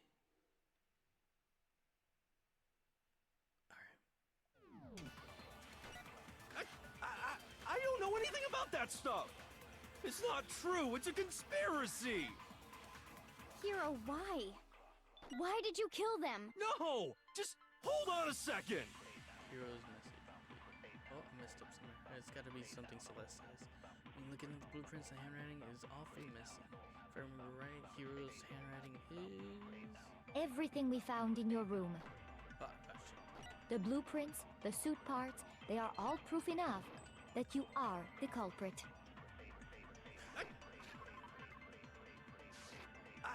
I don't know anything. It's not true. It's Hiro, what? no. Missed the Just message. hold Or on the a second. blueprints. That's where I gotta shoot. Okay. Everything we found in your room. The blueprints, the suit parts, They are all proof. No, that's wrong. There we go. Break. Are we sure Hiro really made those blueprints? What do you mean? Well, take a look at this. It's the note that Hiro wrote, asking everyone to meet up after Alter Ego disappeared. The handwriting's obviously different, wouldn't you say? When you compare it to the blueprints. There's no way you could think the same person made both of them. Unless that person made it a point to disguise their handwriting. No, the differences are bigger than that, I think. Come on! I'm not smart enough to think of trying to change my handwriting anyway. So Makoto, are you saying you don't think Hiro's the culprit?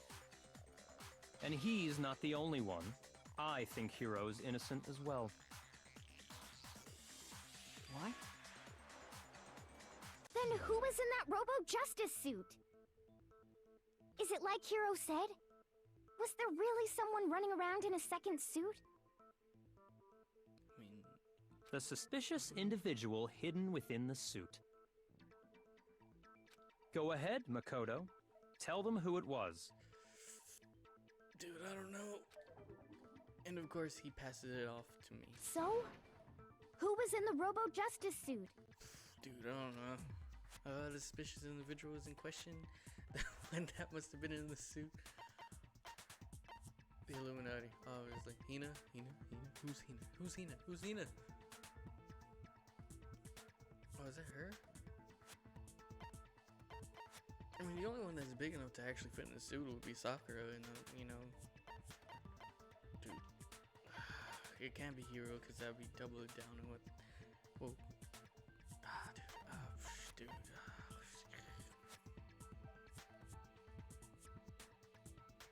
Why would Hina be?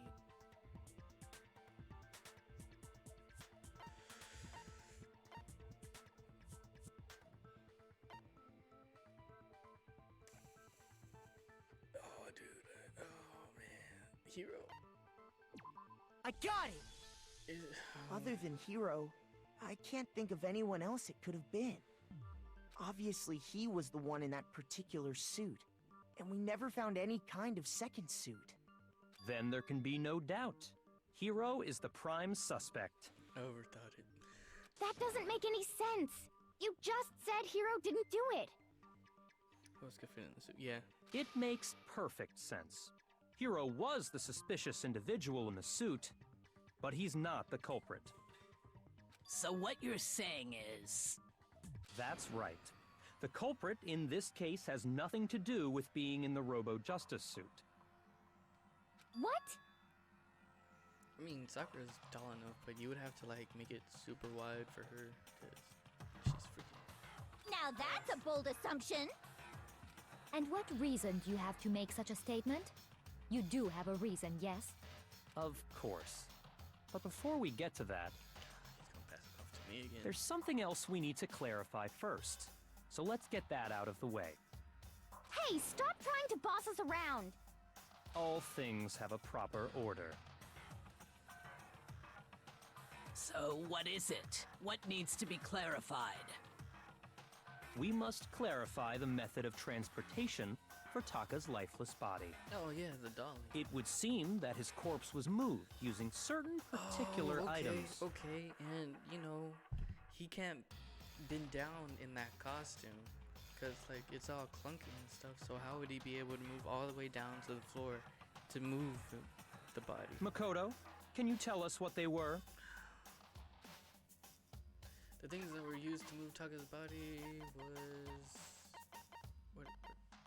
There we go. Oh, was... I got it! There's still one more thing. The tarp. The thing that was used to move Taka's body must have been... I got it! They were a dolly and a tarp, right? Huh, what's with the attitude? So, let's see if I can explain. Oh, I was right. Okay. Taka's body disappeared from the equipment room. And then we rediscovered it in the repository. And when we found it for the second time, it was wrapped in a blue tarp, right?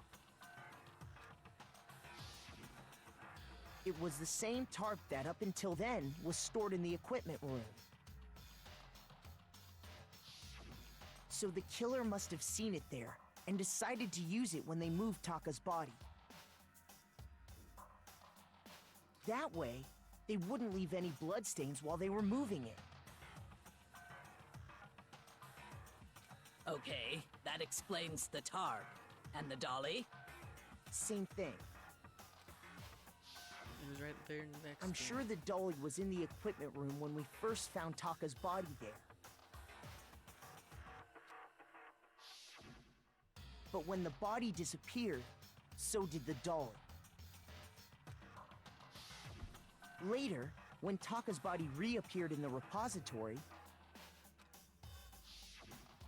so did the dolly. In other words, you think they used the dolly to move the body, am I right? But are you sure you are not mistaken? Huh? Uh-oh. Are you absolutely positive the dolly was in the equipment room when we found Taka's body? It was right there. That dolly was made specifically for moving large objects between the repository and the art room. It would be very strange indeed to discover it had made its way to the equipment room. I mean, it was there. Is it not possible that it was in the repository all along, and you simply didn't realize it? Oh, you gotta say that there was blood She's on it. raised an objection. How do you respond? There's blood on the wheels. There is no shame in being wrong. not Nobody wrong. expects much from you anyway. Oh, Celeste, I want to slap you in the face. We I'm have not all wrong, accepted the Celeste. fact that you rarely understand what is going on around you. Wow, I've never had anyone sound so nice while being so mean. But maybe I can change her mind. If I can't just explain to them why the dolly must have been moved in the equipment room to the repository. A new element has been added to the truth bullet battles. Okay, would you like to hear about them? Yes. Let's talk about reloading. Starting with this next bullet time battle. We're gonna add one more ingredient to the recipe. On the bottom of the screen, underneath the tempo marker, you'll see your ammo count. Up until now, there hasn't really been a limit on how you destroy your opponent's statement. But from now on, just locking on and pressing triangle won't be enough to handle them. Now, it will cost you one bullet to destroy a single remark. Once you run out of bullets, you can't destroy any more statements, no matter how locked on you are. However, you can reload by pressing square. Just like locking on, you'll have to press square in time with the tempo marker. Oh no. Oh no.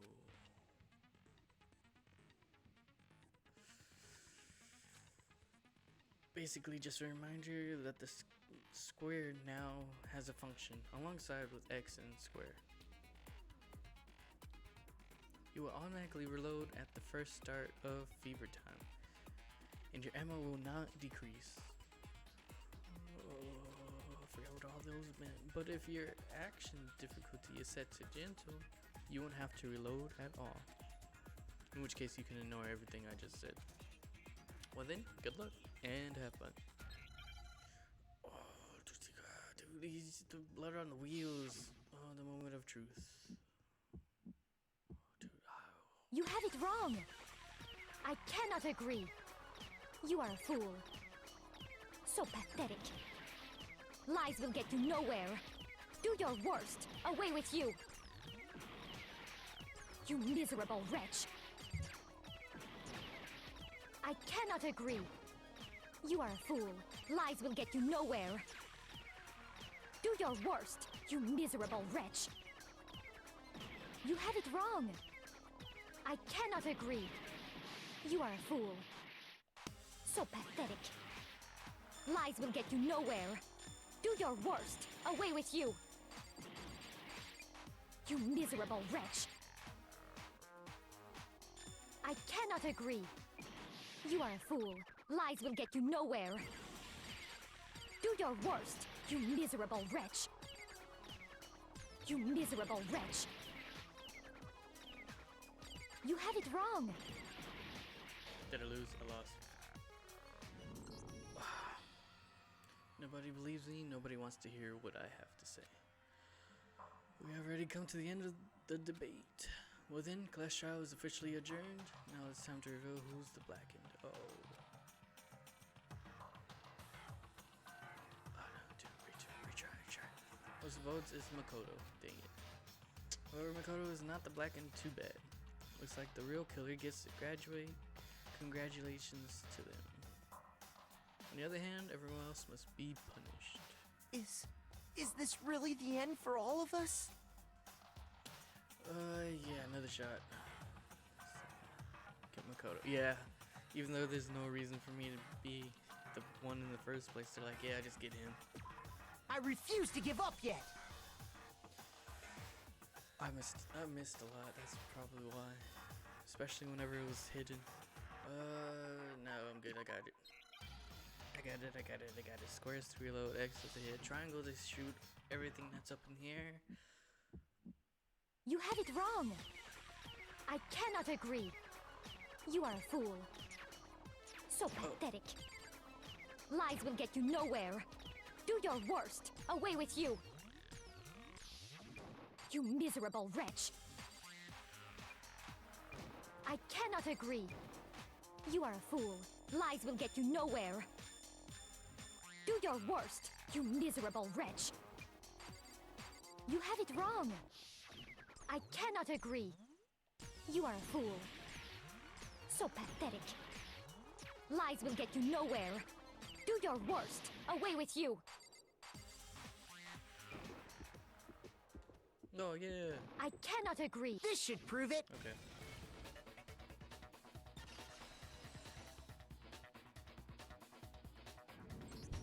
See, If you're that asking time- for proof that the dolly moved, I have it right here.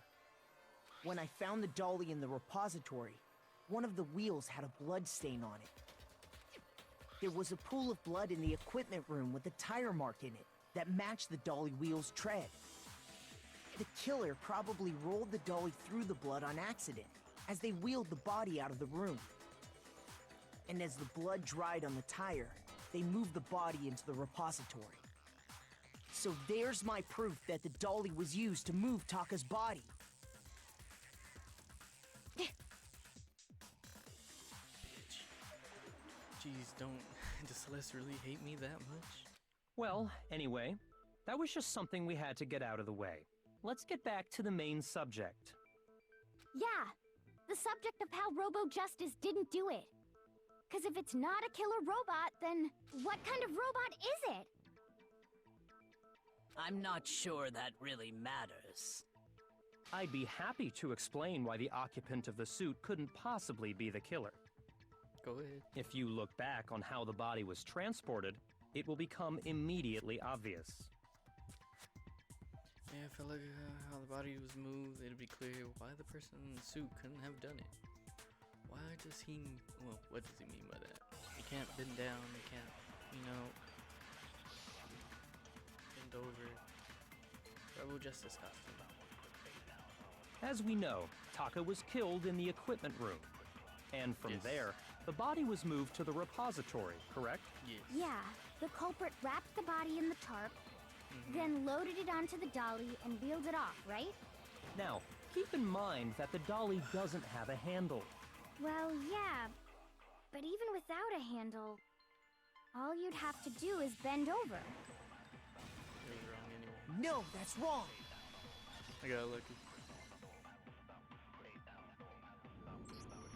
You're absolutely right that you could push a dolly without a handle if you stoop down low. But if you were wearing that suit, do you think you could actually get into a position like that? What do you mean? Think back to what you said when we were all checking out the suit together. Remember? I'm blind as a bat in here. Can't see my feet at all. I'm surprised you got anywhere in this thing.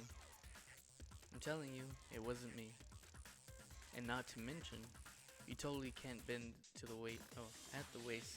Seems like a pretty obvious oversight. When you're in that suit, not only can you not see your feet, but you can't even bend at the waist. Am I right about that? Now that you mention it, yeah. It seems like it'd be awfully hard to push that dolly if you couldn't bend over. Well, what's to stop you from simply pushing the dolly with your feet? When you can't even see your feet? You really think someone could kick the dolly all that way? Yeah, it'd be totally impossible. Not that I can say for sure myself. On top of that, if you were wearing such a rigid, cumbersome suit, it's very unlikely you would have the dexterity to go about wrapping the body in a tarp. Well, I mean, isn't that just a matter of taking off the suit when you're ready to move the body? There's an absolutely no chance the costume was taken off and moved body because you can't take it off I by got it! yourself. I don't think taking off the suit was an option. If you I don't know what's up with this thing, but I can't actually get it off. A little help. Why would you make something that you can't take off by yourself? I didn't make this stupid freaking thing. There's a clasp on the back that's keeping you from getting it off. It looks pretty sturdy. I don't think you can get it off on your own. We don't really have a choice. Let's help him. That's true. It seems impossible to put the suit on or take it off without help. Then, you really can't take it off by yourself? Hero? Of course I wasn't making it up. If he could have gotten it off by himself, I don't think he would have let us see him wearing it. Showing up in the suit was basically an invitation for everyone to suspect it. Yeah, that's right! So, it's really, really true that Robo Justice couldn't have moved the dolly? To be clear, whoever did move the body, it couldn't have been Hiro in the robot suit, correct? No, wait. Just a second, if you please. Have you forgotten about the picture that I took? You all got a good look at it, did you not? The image of Hifumi being dragged away by Robo Justice? If whoever was in that suit is not the culprit, how do you explain that? Besides, do you remember what the now deceased Hifumi said? How did you get hurt? That guy hit me. What guy? Robo Justice. That's what I decided to call him just now. Oh yeah, he just said just now. But all the blueprints have it all over Robo Justice and everything. So long as those has facts exist, RJ the proper conclusion is his beyond question. shoulders. The individual inside the suit and the culprit are one and the same. It was Hiro, without a doubt. Yeah, that's gotta be right. Hold on a second! It's still far too early to reach that conclusion. Besides, there's no hurry to decide who did it. Before we rush to a verdict, shouldn't we explore every single possibility? Instead of seizing on one viewpoint, the truth is uncovered by analyzing things from every angle. Perhaps, but where do we go from here? Let's review this series of unfortunate events from the beginning. Maybe we'll uncover something new. What a pain in the ass! I don't disagree, but our lives are on the line. If this is what it takes, we have to do it. Plus, maybe we'll get to find out where the heck Kyoko was when everything went down. All right then, let's take another look back at what happened. I suppose we could start with this morning. 4 of us gathered together in the dining hall. Makoto, Hina, Kyoko, and myself. We waited there for quite a while, but nobody else showed up, so we went to look for everyone. That was around 8 a.m. And as soon as we split up, Kyoko went missing. Soon after that, Hina found Celeste in the rec room and quickly came to get Makoto and me. It seems I was unconscious for about an hour after I was attacked by my mystery assailant. I know it was an hour because I remember being attacked a little after 7. That was when we saw Celeste's picture and discovered that her assailant had been wearing a strange costume. He has R and J on his shoulders. If he barely decided to call him Robo Justice, he wouldn't have had that in the first place. As it turns out, it was Robo Justice. It also soon became clear that this same Robo Justice had abducted Hifumi. We were soon joined in our search by Byakuya and Toko, and then went on to find Hifumi in the library. He was injured, so we took him to the nurse's office and resumed our search for the suspect. But not long after leaving the nurse's office... What's wrong? I saw a shadow, something moving around the top of the stairs. When Celeste told us that, we decided to split up and search the second floor. And soon after that, I saw someone moving around on the 3rd floor, and I yelled out to everyone as soon as I did. Celeste, what's wrong? There was a rather intense... Oh, that was a rather intense scream for someone like you. I saw him, the strange costumed man.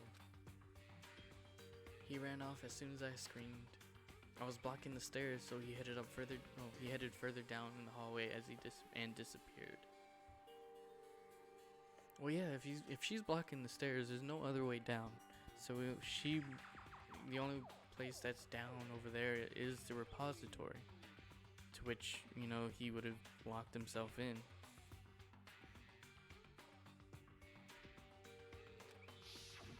and then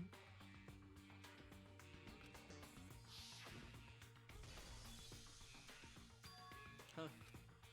What was that? That came from downstairs. It must have been Hifumi. He's in the nurse's office. Also true, because how, you know, yeah, I don't know. This is bad. Come on, we have to go back. At that point, we decided to divide up into 2 groups.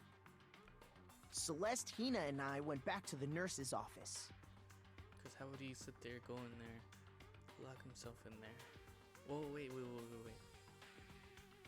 Because it wasn't moved yet, that's why. While Sakura, Byakuya, and Toko chased after the suspect. Because they were talking about how they barely found the bodies. When we got back to the nurse's office, we found Hifumi, dead. And that's when we heard the body discovery announcement. I left Celeste and Hina there and headed back to the 3rd floor to let the others know what had happened. Meanwhile, we had just discovered Taka's body in the equipment room.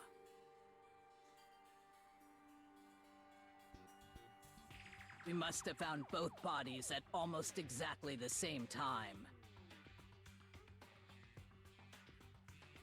Because we heard the same announcement not long after we discovered his body. And that's when I told you guys about Hifumi. Then the 3 of us headed for the nurse's office. But right after we left the physics lab, we ran into Celeste, who'd arrived after us, and she told us something very surprising. Hifumi's body has disappeared. We rushed back to the nurse's office and saw that she was right. Then we remembered we'd left Toko passed out in the equipment room, so we hurried back again.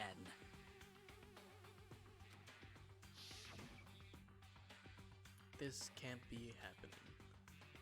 Are we hallucinating all of this or something? But when we got there, we discovered that now Taka's body had also gone missing. Next thing we knew, we were searching the school for 2 missing dead bodies. And after some time...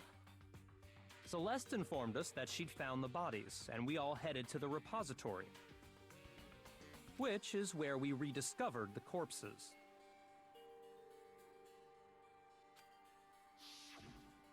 How would you... I think that about covers it. I see. The whole thing sounds exceptionally complicated. It certainly seems to me that these are not a simple series of connected events.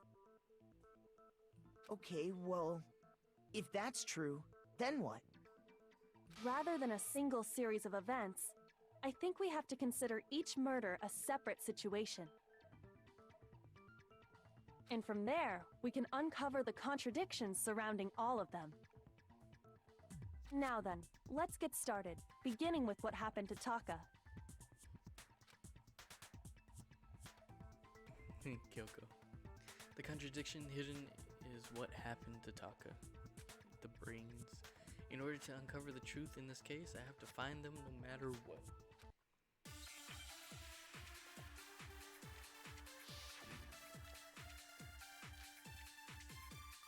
Number 3. So, regarding Taka's death, I wonder if he died before Hifumi, or perhaps it was after? Nope. We already know what order they were killed in. Taka came last. What makes you say that? Because of the numbering of the Justice Hammers. Really? No? You can't... Don't scare me like that. I think something weird is going on. Well... Shoot! I need to think about it one more time. Unless there's a contradiction in there somewhere. So, regarding Taka's death, I wonder if he died before Hifumi, or perhaps it was after? We already know what order they were killed in. Taka came last. What makes you say that? Because of the numbering of the Justice Hammers. It's true that Hifumi was killed with Justice Hammer 3, while Taka's death came from a swing of Justice Hammer 4. See? So it's obvious Taka came after. Alright, so it's whenever she said the order. The Justice Hammers were numbered, but were they really used in that order? So, regarding Taka, I wonder if he died, or perhaps it was after. We already know what order they were killed in. What was it? Oh, come on. Shoot! Ooh, that was a big hit. So, regarding Taka's death, I wonder if he died before Hifumi, or perhaps it was after? We already know what order they were killed in. Taka came last. What makes you say that? I think that's the only other one. Because of the numbering of the Justice Hammers. It's true that Hifumi was killed with Justice Hammer 3, while Taka's death came from a swing of Justice Hammer 4. See? So it's obvious Taka came after. I guess the Justice Hammer. Are they really used in that order? So, I wonder if, or perhaps it was. We already know Taka came. What makes you say that? Because of the numbering of the Justice Hammers. It's true that Hifumi was killed with Justice Hammer 3, while Taka's death came from a swing of Justice Hammer 4. See? So it's obvious Taka came after.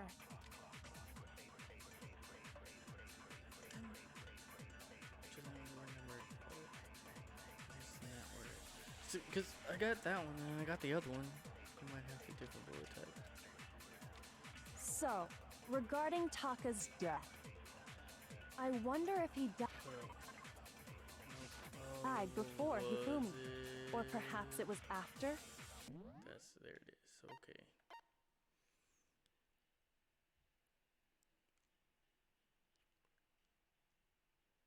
because I don't have any other bullet. Absorb bullet, yeah, that's what I was thinking.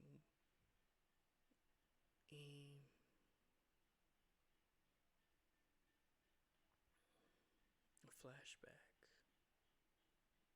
But that just shoots it. Oh. We already know what order they were killed in. Taka came last. What makes you say that? Because of the numbering of the Justice Hammers. It's true that Hifumi was killed with Justice Hammer 3, while Taka's death came from a swing of Justice Hammer 4. See? So it's obvious Taka came after. Hold the fire button. Oh, yeah. So, but on what regarding statement? Taka's death, On the memory. I wonder if he died before Hifumi. Okay. Or perhaps it was after? We already know what order they were killed in. Taka came last. What makes you say that? Because of the numbering of the Justice Hammers. It's true that Hifumi was killed with Justice Hammer 3, Okay. while Taka's death came from a swing of Justice Hammer 4. See? So it's obvious Taka came after. Oh, I messed So, that one up. Dang. regarding I wonder if, or perhaps it was. We already know what order they. Taka came last. What makes you say that? Because of the numbering of the Justice Hammers. It's true To the that order, Hifumi okay. was killed with Justice Hammer 3, while Taka's death See? So it's obvious Taka came after. Okay. So, regarding Taka's, I wonder if he died before Hifumi, or perhaps it was after? We already know what order they were killed in. No, that's wrong. I forgot all about the absorbing. It hasn't really been like anything that we needed to use until Hold right on. now. There's no reason to assume that the hammers were used in the same order as their numbers. If anything, that's just another way the killer tried to disguise their actions. So you're saying the culprit wanted us to think the hammers were used in order, but in reality, Taka was killed before Hifumi? Okay then, let's see the proof. Evidence surprised with his wristwatch. Yeah, remember that the truth bullets aren't another thing. Must be, yeah. There's something that relates to what time he must have died. That when the truth bullets aren't working, another type. Oh, okay. Another type must be used. Oh, I gotta do a whole thing. Can't say Hangman's Gambit. Yeah. Wristwatch.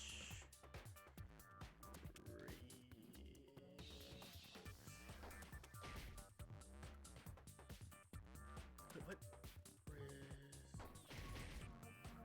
Is it not I? What is it? His watch.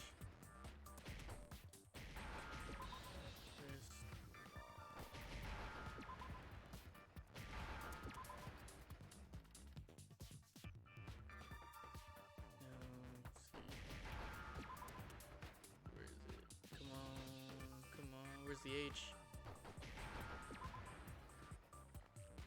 Now I understand. I've got it. Taka's wristwatch. Yep. See? Look. It broke with the hands pointing just past 6 o'clock. It must have gotten broken when he was attacked by the killer. Because as of last night, Same thing. Hey you, how long are you gonna help us, well, keep us waiting? Taka's irritated voice pierced in the air as he started pointedly at his wristwatch. It's almost 10 o'clock, you know that? Bedtime for all the little boys and girls? so if it wasn't broken after 6 last night, then he must have been attacked around 6 this morning. I mean, someone could have just like easily... And that would be Turn his the time, official but- time of death. Okay, let's just leave it at that. But if that's true, then he was killed well before Hifumi. And before Celeste was attacked this morning, which happened around 7. That's right. Taka was killed before any of the other incidents took place. That simple fact slipped past all of us. We made the wrong assumption about the order of events, all because of those justice hammers. That's exactly why the culprit wrote the numbers on each hammer and had them increase in size. That way, when we saw how they were used in each incident, we'd easily make that wrong assumption. Now, if Taka was killed around 6, then everyone's alibis for his murder go out the window. Because when he was killed, we hadn't met up in the dining hall yet. That may be true in the case of Taka's murder. But all of our alibis still hold true for Hifumi's death. That's right.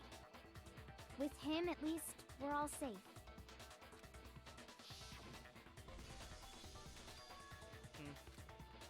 What was that? It came from downstairs. It must have been Hifumi. He's in the nurse's office. This is bad. Come on, we have to go back. When we heard Hifumi screaming, we were all together. Except for Hiro and Kyoko. Then we all ran down to the nurse's office, and that's where we found his body.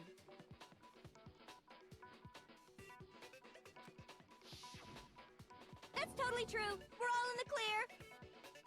Oh, I know! They must have recorded him screaming on a tape or something, then played it later on! If that's true, where's the tape? I don't know. Don't just go making stuff up. Anyway, we all have rock-solid alibis for when we heard Hifumi scream. Since all of us were there together, clearly none of us could have killed him. And it does not stop there. There was also the moment when we discovered his body had disappeared. When his body vanished from the nurse's office, Hina and I were in the bathroom together, while everyone else was in the equipment room, correct? And then there's the disappearance of Taka's body from the equipment room. At that time, we were all gathered together in the nurse's office because of Hifumi going missing. Well, don't forget, I was passed out in the equipment room the whole time. Wait, then what if Genocide Jill did it? She could have dragged Taka's body out of there right then! Even if she could pull that off, there's no way she could have done the same with Hifumi's body. Because, as we just established, she was passed out in the equipment room when his body disappeared. Besides, I didn't do either of them anyway. In other words, it is impossible that any of us could have killed Hifumi or moved either of their bodies. On the other hand, Hiro and Kyoko had disappeared, so they most certainly could have done those things. So what now, Kyoko? For now, we can't get fixated on who did it, or we'll just keep going around in circles. So instead of who, I propose we start talking about how. In particular, I think we need to figure out how Hifumi's body got moved. I mean, there was no drag marks on it. There was nothing really to indicate that somebody picked him up. So, I mean, Kyoko definitely can't pick him up. And I don't think he would be... I don't know. That's true. We searched everywhere, but we couldn't figure out how to explain his body disappearing. And Hiro couldn't bend down and pick nobody up. And according to what Celeste said, we could not have been gone for more than a minute or two, though. So then the killer was able to get in and move Hifumi's body in that short amount of time? It would seem so. his body apparently disappeared in the 1 minute her and Hina took their eyes off of it. Exactly. He was playing dead. But to carry that much weight from the first floor up to the third in that short amount of time? Oh man, yeah! There's no way! It'd be impossible! Well, what if I told you there was a way to make the impossible possible? What? How? If the dead body were to move itself. Huh?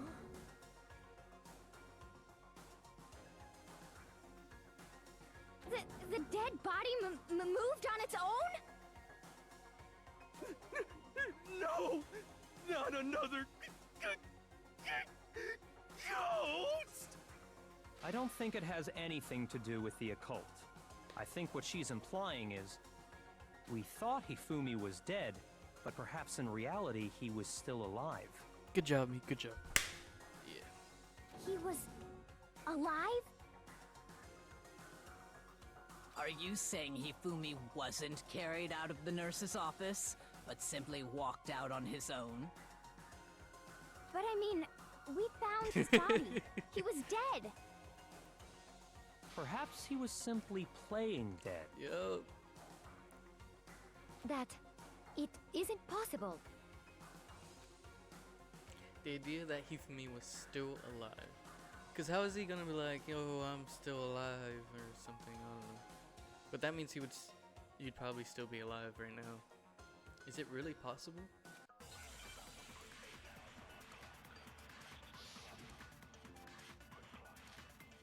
Broken wristwatch. Okay. Are you saying that when we first found Hifumi in the nurse's office, there's a chance he was actually still alive? No, it is impossible. Hifumi was dead, without a doubt. And you know that how? Surely you heard the body discovery announcement along with the rest of us. Hifumi's dead body had been found. And that is why the announcement was made. Are we really so sure about that? 'Cause they found Maybe the taka. announcement was intended to signal someone else's discovery.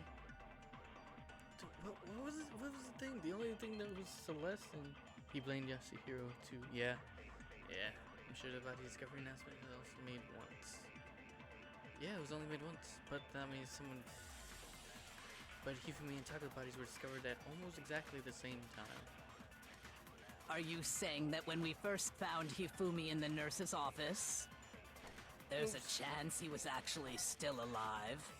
No, it is impossible. Hifumi was dead, without a doubt. And you know that how? Surely you heard the body discovery announcement along with the rest of us. Hifumi's dead body had been found. And that is why the announcement was made. Are we really so sure about that? Maybe the announcement was intended to signal someone else's discovery. I guess so. I don't know, maybe. Taka bodies discovered at the same time. Okay. Are you saying that when we first found there's a chance he was actually still alive? No, it is impossible. Hifumi was dead. And you know that surely you heard the body that Hifumi's dead, and that is. Are we really? Maybe the announcement was intended to signal someone else's discovery. Are you saying that when we first found there's a chance he was actually still alive? No, it is impossible. Hifumi was dead, without a doubt. And you know that how? Surely you heard the body that Hifumi's dead body had been found, and that is why the announcement was made. Are we really so sure about that? Maybe the announcement was intended to signal someone else's discovery.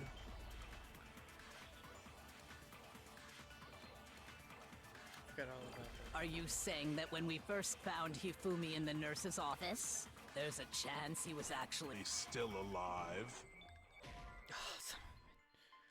Whoops, sorry. Maybe you have no idea, but I don't understand that at all. Shoot! Okay, that wasn't that bad. Okay, whew. Okay. Are you saying that when we first found Hifumi in the there's a chance he was actually still alive? No, it is impossible. Hifumi Maybe was that one? dead, without a doubt. And you know that how? Surely you heard the body discovery announcement along with the rest of us. Hifumi's dead body had been found. And that is why the announcement was made. Are we really so sure about that?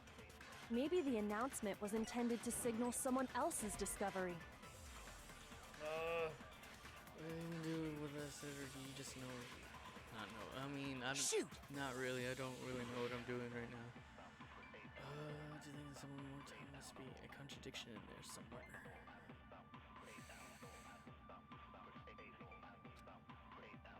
Are you saying that when we first found Hifumi in the nurse, there's a chance he was actually still alive? No, it is impossible. Hifumi was dead, without a doubt. And you know that how? Surely you heard the body discovery announcement along with the rest of us. Hifumi's dead body had been found. And that is why the announcement was made. Are we really so sure about that? Maybe the announcement was intended to signal someone else's so isn't it discovery. that one? Dude, I forgot. I didn't forget. I really don't know.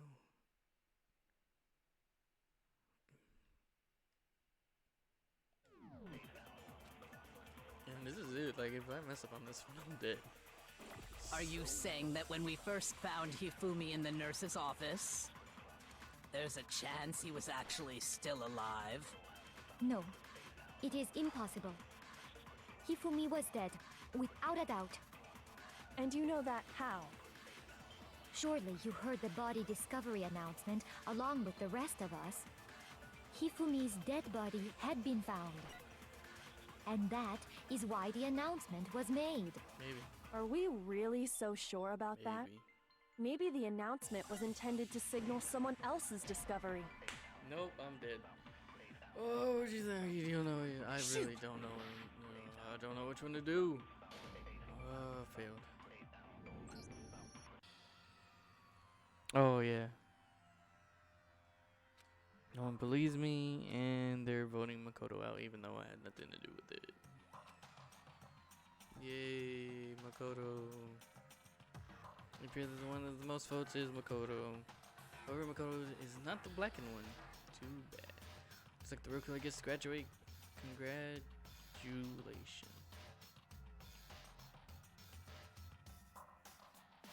That doesn't say congratulations. That says congratulations. Whatever. On the other hand, everyone else must now be punished. Yeah.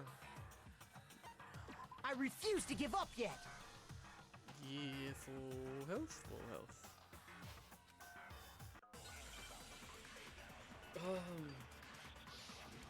I mean, broken wristwatch. 6 hand. And someone else's discovery. Are you saying that when we first... Like, absorb that one or shoot that one? Oh, yeah. found Yeah. Hifumi in the Okay. nurse's office, there's a chance he was actually still alive? No, it is impossible. Hifumi was dead, without a doubt. And you know that how? Okay. Surely you heard the body discovery. Hifumi's dead body had been found. Okay. And that is... Are we really... Yeah, Maybe I the get you. announcement was intended to signal someone else's discovery. Oh, went too fast. Are you saying that when we first too found... There's a fast. chance he... No. Hifumi was dead, and you know that. Surely you heard the body... Hifumi's dead, and that is... Are we really... Maybe the announcement was intended to signal someone else's discovery.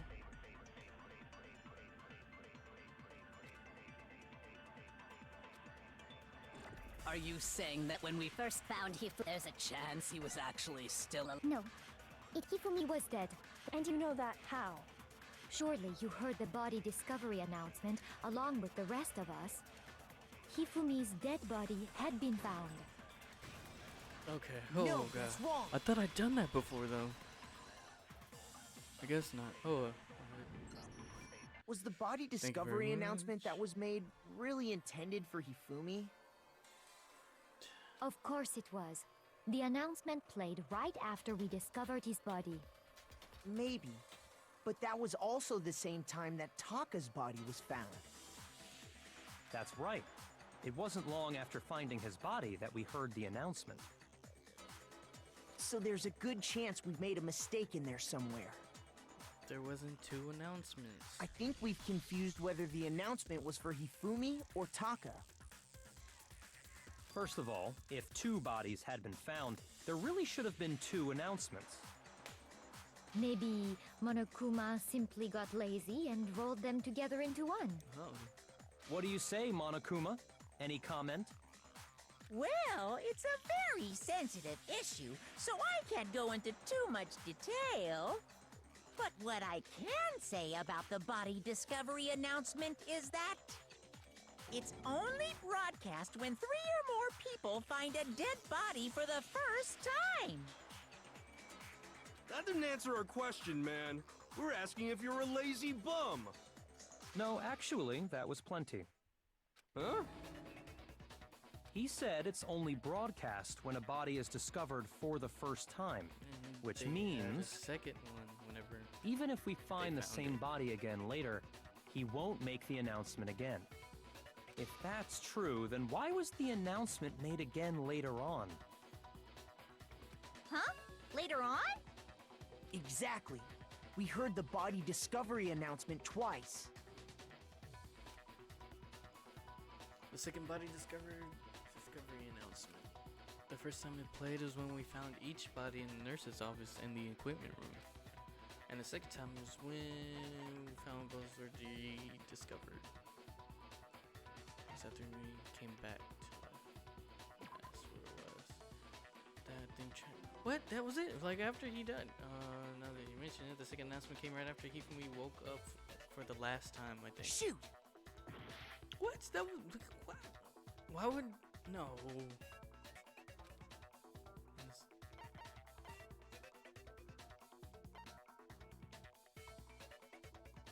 I got it! But We heard it a second I time in the guess. repository I when we guess. rediscovered the two bodies. I guess it was, but yeah. A body was discovered at a certain amount of time, which you may, which you may use however you like. The class trial will begin. It didn't seem weird at the time, but it contradicts what Monokuma just told us, doesn't it? Exactly. If we were actually rediscovering both bodies, the announcement shouldn't have played. You two saw Toko plus Hifumi. So that's Then in reality, okay. when the two dead Yeah. bodies were rediscovered, one of them was actually being discovered for the first time. So, when we found Hifumi the first time in the nurse's office, he wasn't actually dead yet. Meaning, he wasn't actually found dead until we came upon him in the repository. And that's just part of it. There's one other thing that leads me to believe he was still alive in the nurse's office. He cleaned off his glasses. I know. Okay, the three that saw the body the first time. Because he was super good at playing dead! Bada bing, bada boom! That is the worst logic I have ever heard. But honestly, I do not think there's anything that can prove he was still alive. Okay then, let's take another look at the events surrounding the discovery of his body. Then it should become clear whether he was really alive or not. This whole thing is pointless. Let's just do the thing. There has to be proof to show Hifumi was still alive. To find out, show it to everyone. Hifumi Makoto. Where it takes body for the first time. Handkerchief. The thingy, and Celeste knows about it. Yeah. Well, here's one thing we do know. The first time we found Hifumi's body was in the nurse's office. And then, while me and Celeste were in the bathroom, his body disappeared. And the next time we saw his body, it was in the repository. But when you compare his body before being moved and his body after being moved, The thing that did change was that his glasses in the closet. Yeah. other than the change in how it was positioned, there was no notable difference. Dang it, it's right there. Then, Oh, okay. was he really Of course not. It is impossible. This is ridiculous. Okay, when he was running from there's some sort of conflict. Yeah, I gotta shoot that part. Well, right there. here's one. The first time we found him, and then his body And the next time it was in. But when you compare his body before, other than the change in how it was positioned, there was no notable difference. No. Then, was he really still No difference alive? in the changes in the Of glass. course Yeah. not. It is impossible. This is ridiculous. Well, here's one. The first Stupid time we things found him, ran and away. then his body And the next time it was in. But when you compare his body before, Other than the change in how it, there was no notable difference. There. No, that's wrong.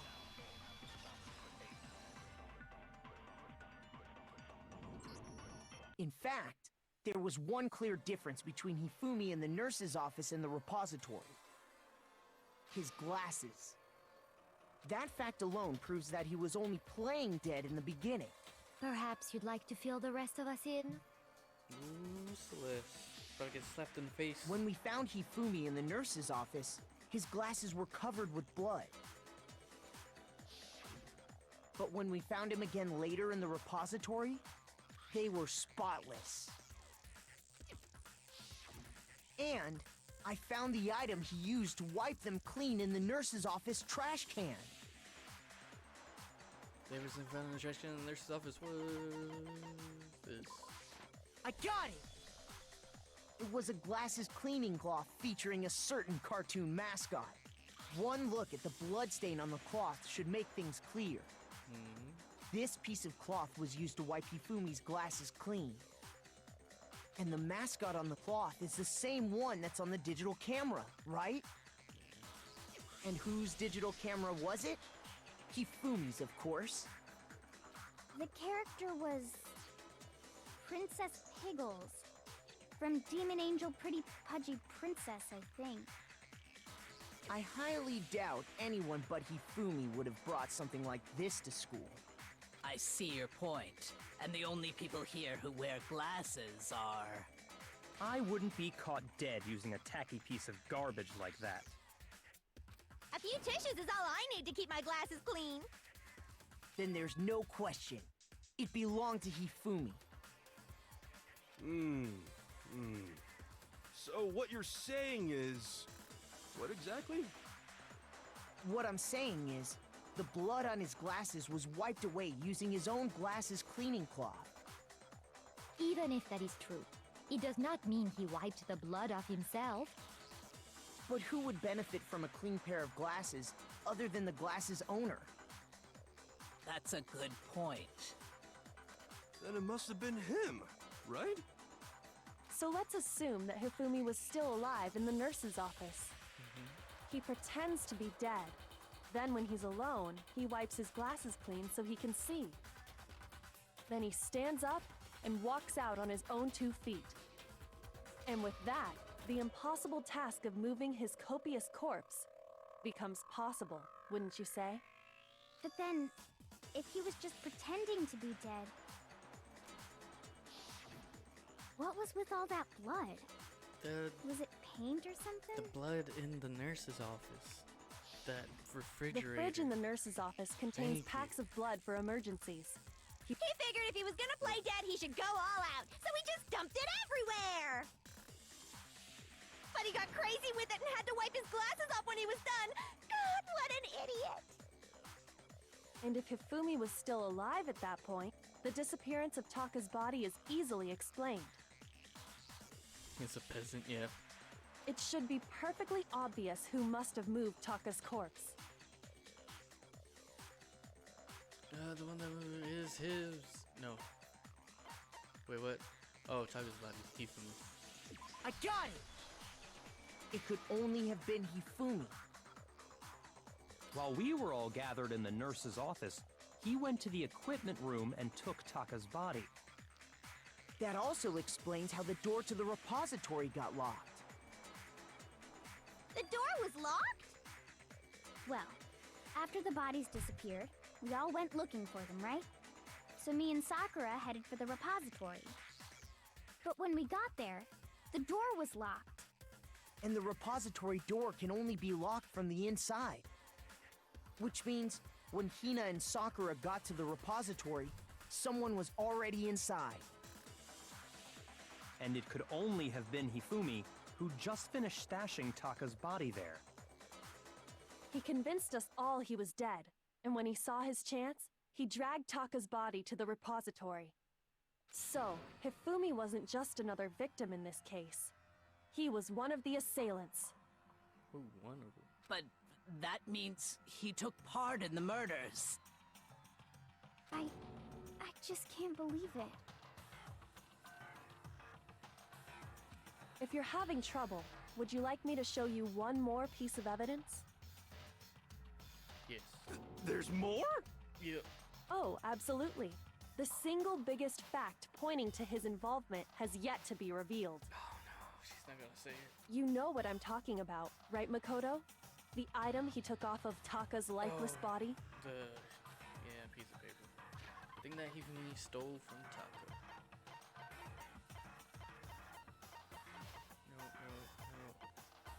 No. I got it! You're talking about the note Hifumi had hidden away, aren't you? Hidden note? That's right. We found it stuffed in his pants. What? In his... pants? Yes, his pants. Okay, well, forget about the pants for now. Take a look at what the note says. I found a hole maybe we can use to escape. Monokuma can't find out, so don't tell anyone else for now. Let's meet in the equipment room at 6 a.m. Ah! That's the note I was telling you about! The one that told me where to go! Huh? Wait, this one's a little different. In my note it said, Monokuma can't find out, so don't tell anyone else for now. Let's meet in the rec room at 1 a.m. I see. Then this note isn't the same one Hiro got. It's not the same? In other words, the killer got in touch with another person besides Hiro. And that person could only have been... Hifumi's pants. I got it! That's right! Taka! The killer used this note to draw out Taka and murder him. Hello? Over here! Objection! Objection! I don't really understand what's going on, but Hifumi had that letter, right? So whoever wrote it wasn't drawing out TikTok, they were drawing out Huffy!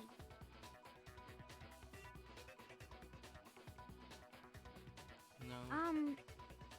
Just to be clear, TikTok is Taka and Huffy is Hifumi, right? Ugh! Yes!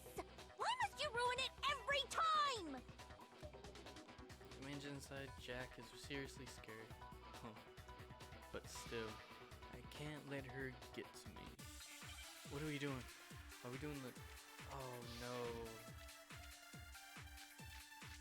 Broken wristwatch, hidden glasses, clean cloth. None of those things... Oh. Huffy had the note, right? Then the person it was intended for must have been Huffy! But remember what the note said. What time did it say to meet? 6 a.m., I believe. The time doesn't matter! The note has nothing to do with TikTok! Oh, no, it was right there. Is have to choose the bullet that says his wristwatch. Then, yeah. Huffy had the note, right? Then the person it was in must have been Huffy! But remember what the note said. What time did it say to meet? 6 a.m., I believe. The time doesn't matter! The note has nothing to do with TikTok! No, that's wrong!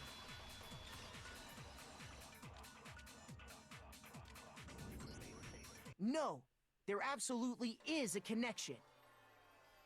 What the hell are you talking about? The note said to meet at 6 a.m., which is the same time Taka was murdered. We've already proven that using his wristwatch. But there's more. Look where the note says to meet. The equipment room, right? Which is where Taka was killed. I see. So, Taka was murdered at both the time and place written in the note. I think that should be plenty to show that this note was definitely meant for Taka. Well, when you put it like that... No further objections! Then someone used that note to trick Taka. Just the same as me. The culprit really is a cold-blooded monster. Telling people they found a way out. But if they gave the note to Taka, what was Hifumi doing with it? Stuffed down his pants, no less! Most likely. Hifumi stole it off Taka's corpse after he died. Huh? He stole it? Where's your proof? Go ahead, show us. Proof that Hifumi stole it from Taka.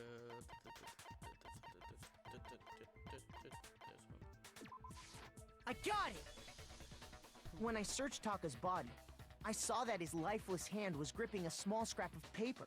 Could've just said hand, not lifeless hand. If I'm right about this, the sheet of paper this piece came from is... I knew it! It fits perfectly with the note we found hidden on Hifumi. Then Taka's scrap and Hifumi's note. Yup, they're from the same piece of paper. Hifumi had the note meant for Taka, while Taka's corpse still grasped a small piece of that note. There's only one way to explain it. Taka died clutching the note.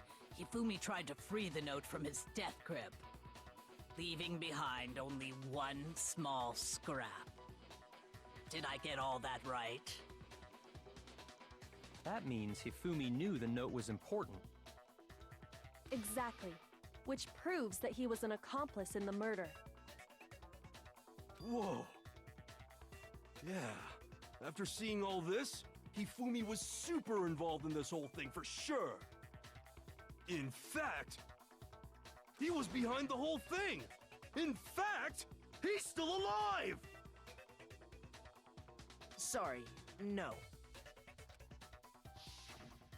When we found him in the repository, Hifumi was truly and completely dead. The second body discovery announcement proves that. So then, who killed Hifumi? Whoever did is the mastermind, the true killer. He was killed in the repository, so he must have been killed not long after transporting Taka's body. So, he must have been killed after Taka's body vanished, but before we found both bodies in the repository. During that time, we'd all split up and were searching for Taka's missing body. In other words, during that time, none of us have alibis. Yeah. Wait, but me and Sakura were together. Stop trying to steal the spotlight, you stupid walrus! Who are you calling a walrus? Anyway, when they were killed bothers me too. But there's something that's been bothering me even more. And what might that be? The weapon they used to kill Hifumi. Where is it? The weapon? Yeah, because I mean, according to the Monokuma file, The clean mallet. the way Taka and Hifumi were killed was almost the same, with them having similar fractures and all. But Justice Hammer 3 and 4 were still laying around in the nurse's office and equipment room, right? So if Hifumi was killed in the repository, the culprit would have had to grab one of the hammers, kill Hifumi, then put the hammer back where they found it. But wouldn't that be seriously risky for him? I'm surprised. It seems there's some semblance of a brain knocking around that skull of yours after all. Hell yeah, it's packed in there good and tight. He's right, though. I don't understand it either. The Monokuma file makes it clear that they were killed using similar instruments. But if the hammers were already laying around those other rooms... So the question is, how could the culprit have gotten their hands on either of the hammers?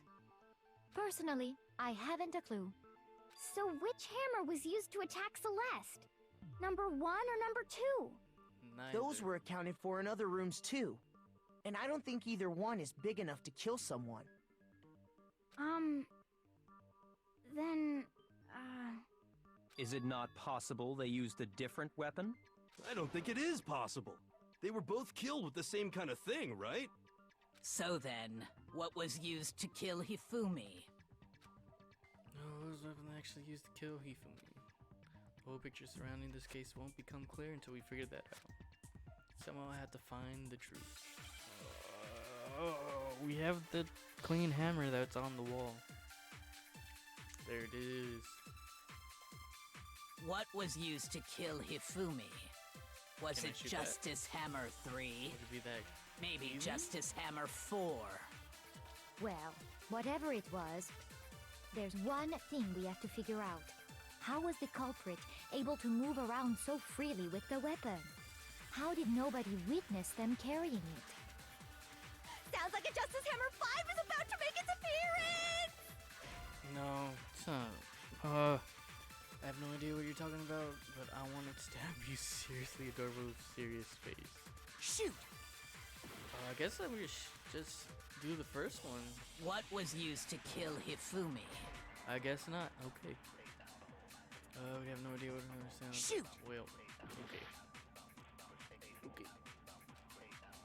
Contradiction. What was used to kill Hifumi? Was it Justice Hammer 3? Why can't I just say this? Maybe Justice Hammer 4? Well, whatever it was, there's one thing we have to figure out. How was the culprit able to move around so freely with the weapon? How did nobody witness them carrying it? Sounds like a Justice Hammer 5 is about to make its appearance! Check out murdergear.com/hammertime for more info! Well, one thing seems pretty clear. The murder weapon had to be one of the Justice Hammers! And... Maybe that one? That's about it. Okay, I'm just gonna shoot that one.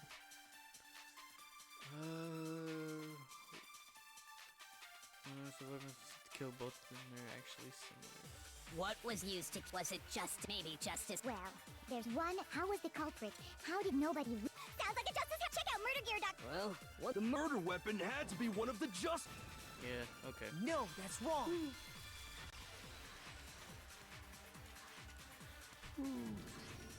The murder weapon wasn't a Justice Hammer at all. No, it was something completely different. But, seriously? A different weapon? Specifically, a hammer from the repository. The killer could have easily used that to kill Hifumi. Now, all the hammers in the repository were covered in flecks of grit and debris. But for some reason, one of them had been scrubbed clean. Huh? And the reason it had been scrubbed clean was most likely because it was used to commit murder. If the hammer got covered in Hifumi's blood, of course they'd have to clean it off. I'd also like to point out that the repository has all kinds of hammers. Big ones, small ones, and even some flat mallet-like ones. I think whoever made the Justice Hammers used those as a basis for their design. If that's true, that would explain the Monokuma file's note about the wounds being similar. So Hifumi moved Taka's body to the repository, where someone then used a hammer to kill him. And whoever did that is the true killer. The one Hifumi was working with. And the one who betrayed him.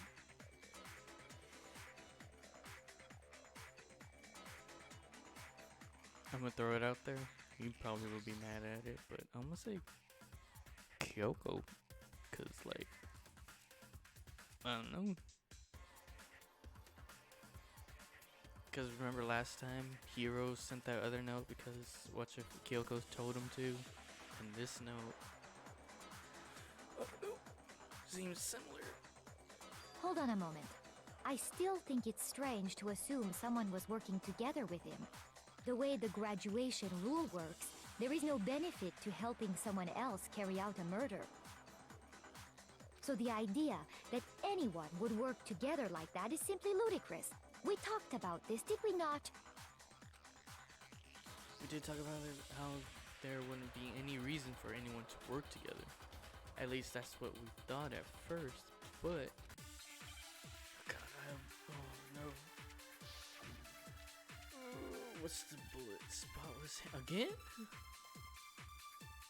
Based on the rules that have been laid out for us, even if more than one person is complicit in the murder, only the one who actually carried out the act can graduate and survive. Assuming the rule holds true, it is simply impossible that two people work together on this. That is how the rule was explained to us. But that only really applies if there's one murder, right? In this case, however, there were two murders. there's no chance two people were together on this. Based on the rules that have been laid out for us, even if more than one person is complicit, only the one who actually carried out the act can assuming the rule holds true.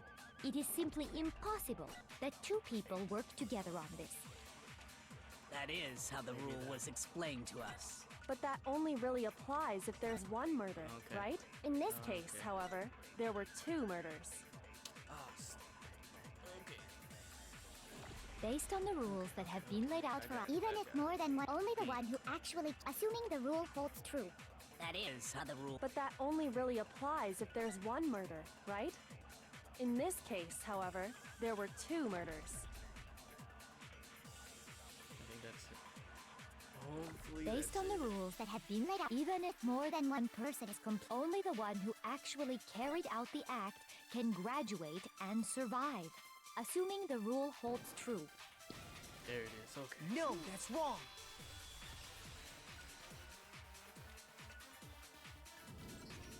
Since there were two murders, it's at least plausible that more than one person was involved. What do you mean? If there'd only been one murder, then yes, the idea of an accomplice isn't really worth considering.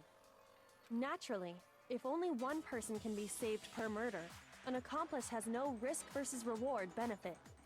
Risk versus reward benefit? The payoff for working together. The reward that balances out the risk of taking part in a scheme. There's no point in being someone's accomplice if there's no benefit to you. However, if there were some potential mutual reward for the risk, then cooperation becomes possible. You're saying that two people could act as each other's accomplices to commit two separate murders. I think that's what the true killer told Hifumi. They would each have an accomplice for their crime. And based on the case's events, Hifumi would have been the first one to act, murdering Taka. They made him carry out the first murder so he couldn't back out of helping them later on. So in this case, there wasn't one single person committing multiple murders. Instead, each person killed someone, creating two separate incidents. And it only looked like one person because that's how the true killer designed it to look. A single suspicious individual, a similar weapon used in each crime, disappearing bodies. By creating one seamless set of circumstances, they made it look like one person was behind it all. The mastermind picked their target and managed to convince him to go along with their plan. And then, to avoid the no accomplices rule, they simply killed their accomplice. Which, if true, means that betraying Hifumi was part of the plan from the very beginning. That's just awful. How could anyone be so cruel? You think so? I can't help but admire its cunning. Still, their choice of accomplice seems odd. They made to convince us the two murders were the same. That was the main characteristic in this time. Kyoko must have noticed the fact from the very beginning, which is why she said not to look at this as a series of connected events, but entirely separate incidents. Kyoko really is amazing, although, when you think about it, she's almost too amazing. Like, it's almost unnatural how good she is at this. I understand how an accomplice could be involved, but then who was the one pulling Hifumi's strings? That's problem numero uno right now. The true killer manipulated Hifumi to carry out a number of actions, and in the end, murdered him. In the debate up until now, the way the cases has unfolded, when you consider all of it, in the debates up until now, okay, all of that, there's really only one person who seems to fit. Wait, what? Oh, no. I mean, where'd Byakuya?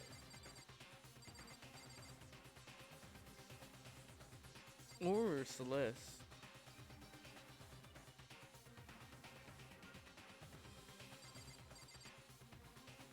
Nah. It was me the entire time. I'm the one that did it.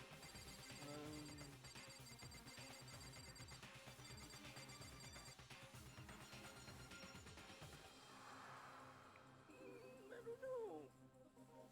Because the only people that would be able to like do all that would be Celeste, Byakuya, and Kyoko.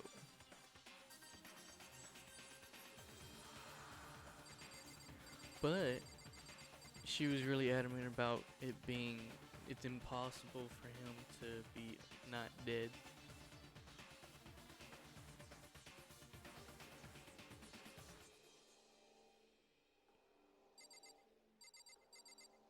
This dude's just weird, so.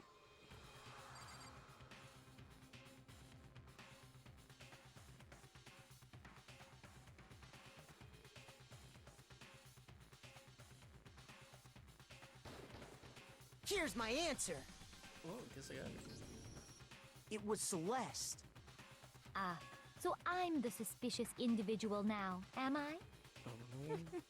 I really do hate this kind of joke. A joke? I wonder. So what you are saying, then, is that I specifically chose to work together with Hifumi. The idea that I would choose to spend any amount of time interacting with him. Oh, yeah, because she's always the one that's bossing him around. Yeah. That I would go within 10 feet of that shit for brains, that lazy, worthless, goddamn idiot! Well. Pardonnez-moi. Just to be clear, there is evidence to support it. Is that so? It is. Throughout the investigation, there was certain behavior that was common only to the two of you. Considering what we've learned so far, it only further proves that the two of you were working together. Why are you pointing forward? She's right next to you. There's the only Hifumi and Celeste had in common. Yeah, suspicious individual. I got it! The behavior they had in common has to do with the suspicious individual in the suit, doesn't it? The only ones who ever actually saw Robo Justice firsthand were Celeste and Hifumi. Shush. The adults are talking now. Sorry. Don't say you're sorry. As he said, only Celeste and Hifumi ever laid eyes on the costumed individual. If we accept that Hifumi was one of the culprits, we can't help but suspect what Celeste has said as well. Are you saying everything they told us was a lie? After taking Hifumi to the nurse's office, we all began our search for this individual, correct? And not too long after that, do you remember what Celeste said? I saw a shadow, something moving around the top of the stairs.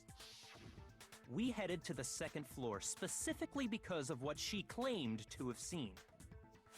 Next, to draw us all to the physics lab up on the third floor, She let out a blood-curdling scream. and when we'd all come to see what was wrong, what was it she said? Celeste, what's wrong? That was a rather intense scream for someone like you. I saw him, the strange costume man. He ran off as soon as I screamed. I was blocking the stairs, so he headed further down into the hallway and disappeared. Once she'd done her job of getting us all up to the physics lab, it was time for her partner to get to work.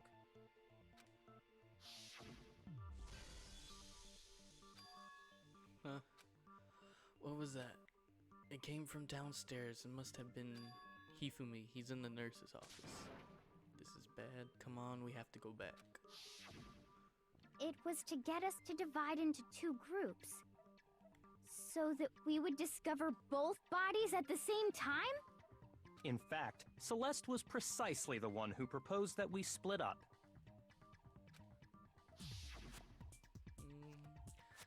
Then why don't we split into two groups? I'll lead the hunting party. Seems much more interesting. Very well then, Makoto and Hina, you come with me into the nurse's office. I will leave the capture of the suspicious individual to Toko, Byakuya, and Sakura. Well, if Celeste and Hifumi were working together, all those chance events suddenly become connected. And on top of that, that piercing cry of yours early on. Super out of character, I guess. That was to signal Hifumi, wasn't it? It was your way of telling him, we're on the 3rd floor, everything's going according to plan. Why else would you let out a scream that could have carried across the sea? I just realized another strange thing. When we found Hifumi in the nurse's office, who we now know was only pretending to be dead. Certainly was not expecting this. I did not imagine that Hifumi would be murdered. Celeste, you were the first one to say he'd been murdered. You wanted to make sure we wouldn't have any doubt in our minds. I don't believe it. Everything.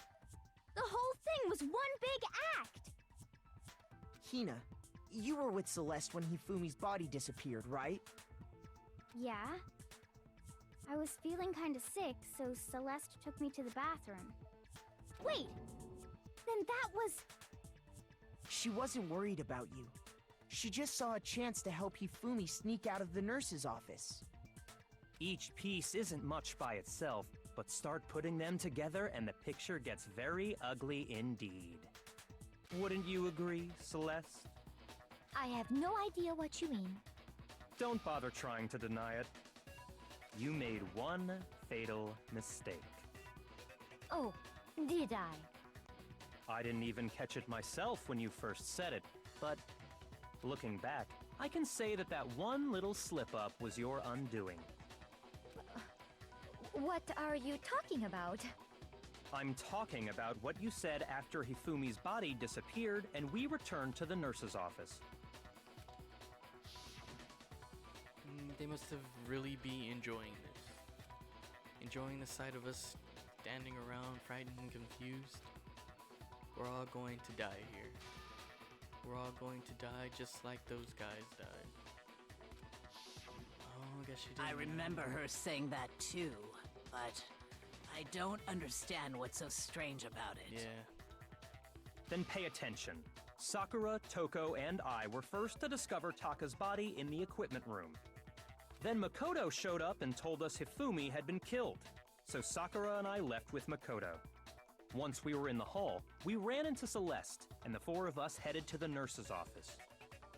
Now, the entire time we were together, none of us said anything about Taka being dead. Think about it. Celeste's comment doesn't make sense. It was completely out of place. Yeah, I see what you're talking about. Although I don't really get what it means. You hear that, Celeste? Everyone's having some trouble understanding. Could you repeat what you said? If you're really not the culprit, you shouldn't have any problem repeating it, right?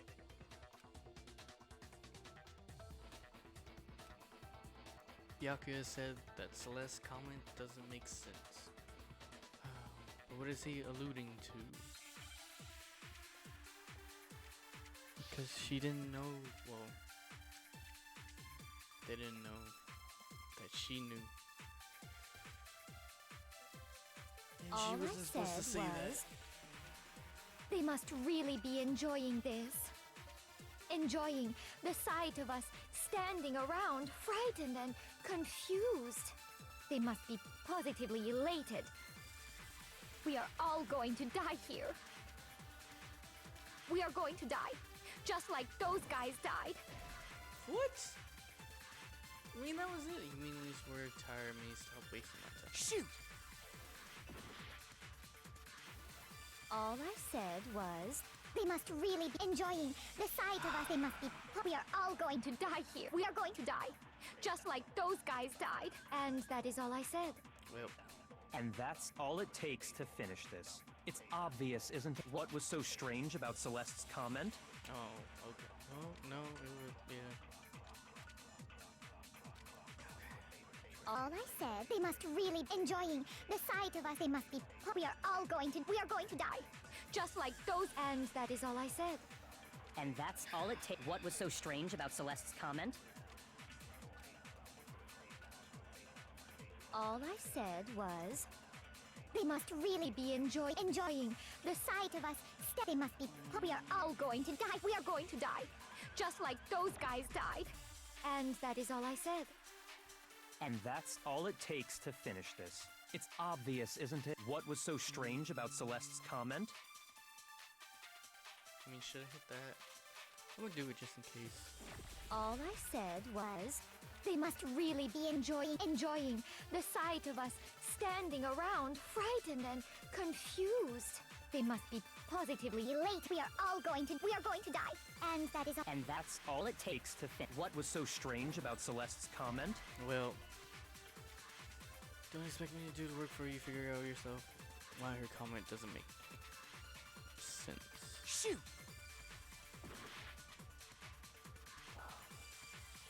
All I So I said gotta was, absorb us or all. they must really be enjoying The sight of us standing around, frightened and confused. They must be positively elated. We are all going to die here. We are going to die. Just like those guys died. And That's that is all I what's- said.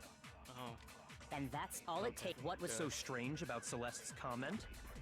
there we go. All I said, they must really be enjoying the sight of us. They must be positive. We are all going to die here. We are going to die. Just like No, that's wrong.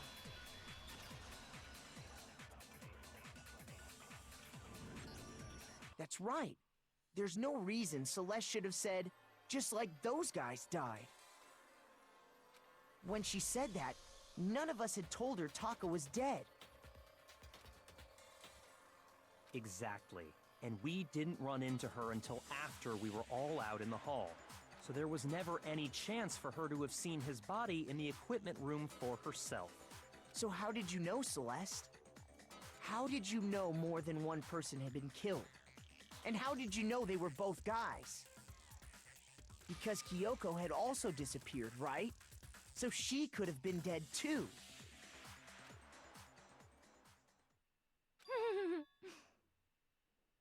You all have such vivid imaginations. You know that? Imaginations? You claim that I was lying when I told you about the suspicious person I saw. Then what about the picture I took? How do you explain this picture of the costumed villain dragging Hifumi away? It has to be some kind of setup, right? So let's put the suit on, and then she used the camera's timer to set up the picture. Have you so quickly forgotten? You are the only one who could have possibly fit into that suit. Plus, I happen to know that this particular camera does not have a timer. In other words, it is an unassailable fact that this is a picture of Hifumi being dragged away. If everything I told you was a lie, how can this picture exist? Simple. Are we sure that's really a picture of the suspect dragging Hifumi away? What could you possibly mean by that? Surely there are other explanations than the one you've offered up. No, there is no other explanation. Other explanations. If it wasn't a picture of the suspect dragging Hifumi away, the only other possibility is Hifumi's dragging the suspect. Oh yeah. I got it! It's not a picture of the suspect dragging Hifumi away. I would say it's a picture of Hifumi dragging the suspect away. That's certainly within the realm of possibility. The one being dragged off in that picture isn't Hifumi, but the person in the robot suit. We've simply been led to believe that it's the other way around. And the strange costume might only exist to lead us astray even farther. If you saw someone wearing something like that in this situation, of course you'd notice and be suspicious. That's what happened! You put me to sleep and made me out to be the bad guy in all this!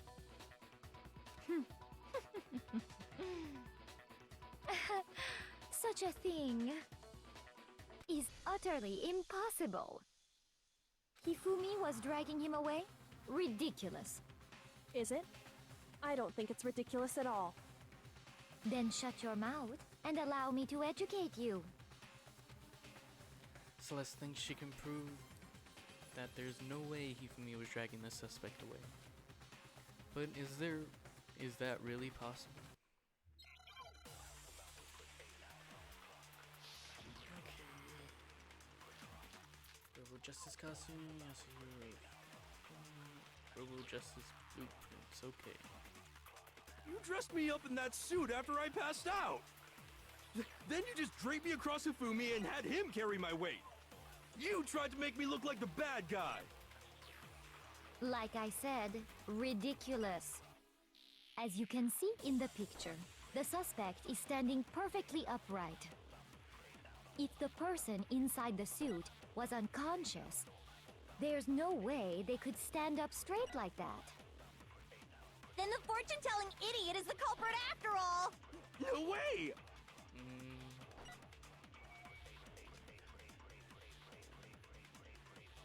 If I remember right, Hina said... She said that she couldn't bend at the waist. Oh. You dressed me up in that suit after I passed out!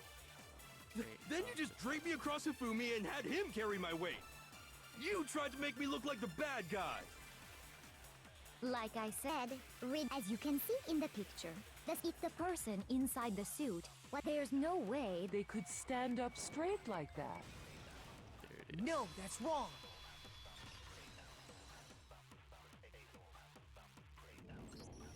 No. Even if the person inside the suit were unconscious, they could still stand up like that. Because that Robo Justice suit had a certain characteristic. Totally can't bend at the waist. Seems like a pretty obvious oversight. That's right! They totally made a mistake when they made it, so it couldn't bend at the waist. I'm not so sure that was a mistake. I think the suit was designed from the beginning to be used the way it was. Celeste and Hifumi took the suit they'd specially designed and stuffed Hiro into it. That's how they were able to fake that whole thing. The point of it all was to make us believe whoever was in the suit was to blame. Well then, I suppose this is checkmate. Checkmate? Oh, she's gonna break. She's gonna crack. Don't make me laugh, you idiot! What do you mean, checkmate? Celeste? Clearly, you want to cram me into your little guilty box. Well, there's one little problem. Have you already forgotten what Hifumi told us as he lay dying? Hey Hifumi, who was it? Who attacked you? Who tried to kill you? Who killed me? That's right, I remember their name. Yasuhiro. When we asked him who had attacked him, his answer was quite clear, was it not? He said, and I quote, Yasuhiro. In other words, Yasuhiro Hatakure! Wait! But my name isn't really Yasuhiro! It's actually Taro! Your confusing statements don't make any sense. You're only making things more complicated. He did say Yasuhiro, but are we sure he was really pointing the finger at Hiro? What the hell are you talking about? I'll burn you alive! Kyoko, what do you mean by that? Think back to how Hifumi used to talk to us. How did he refer to each of us?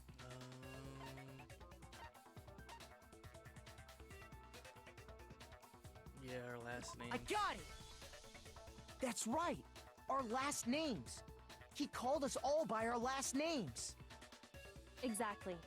I know I heard him say Mr. Naegi more than once, for example. So if Hifumi did mean to say Hiro's name, he would have said his last name, Hagakure. I'm sure it was just incidental. By chance, his first name. Indecent? Don't talk. Random chance. Now isn't that a convenient explanation? No, there's no reason to think he would have said the name any different than normal. But he must have run out of energy before he could say any more. So Hifumi was trying to tell us the last name of whoever killed him? But the name he said doesn't apply to anyone here. Well, no. Hold on. There's one person it could apply to. And that's Celeste. She never actually told us what her real name is. What did you just say? To think you'd take your false accusation so far, I don't know whether to laugh or spit! Come on! Enough with your idiotic blather! Yasuhiro is a loser's name! Do I look like a loser to you? Well? Do I? What? I think I've earned the right to be a little on edge. Okay, then fill us in. What's your real name? Fake name. Fine! Make sure your ear holes are wide open and listen up!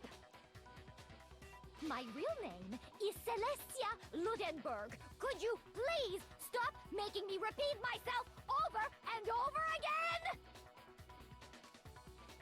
Celeste still won't give up, so then I have to do something to make her accept it.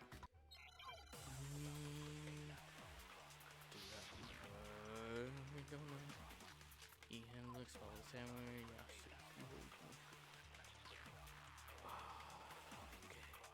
Hifumi was trying to tell us something. He wanted us to know the killer's last name, Yasuhiro. If there's one person here who might have that last name, It would have to be you, Celeste. You haven't told anyone what your real name is.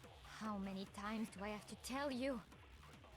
My Name is... Celestia Ludenberg, god damn it! How long do you plan to go on pretending? I'm not pretending. It's the truth. And since you have no way to contradict me, That's the only truth there is! Moron!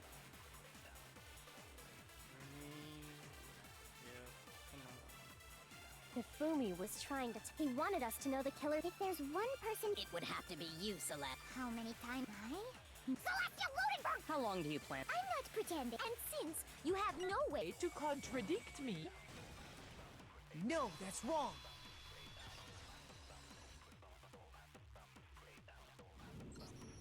That's it. The handbook. What?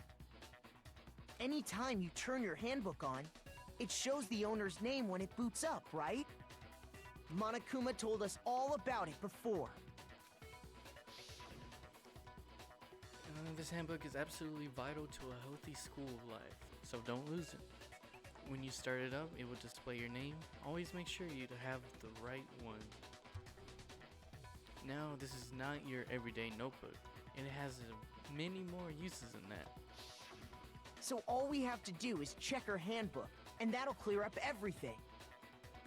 That's how we can find out Celeste's real name. That's an invasion of privacy. I refuse to cooperate. Celeste, can you please just tell us what really happened? Please, just tell us. Even when I'm put in check, it's just my nature not to give up. Because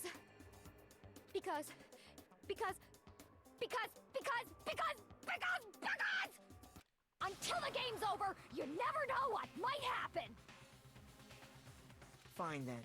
Let me settle it. let me go over the case again, from the beginning, and shed light on all your crimes. And that'll bring everything to an end. Yeah, okay. Okay, this is where it starts.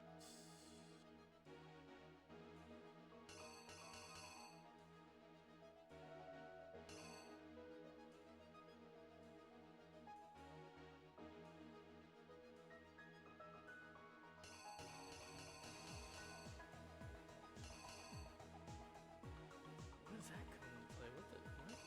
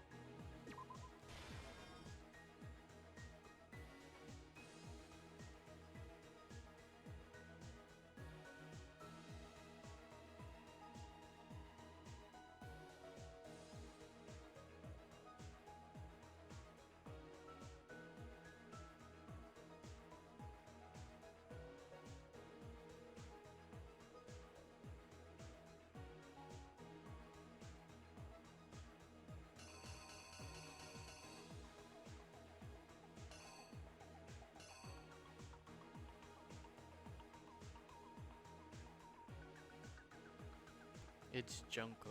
Oh, hey. Thanks for following.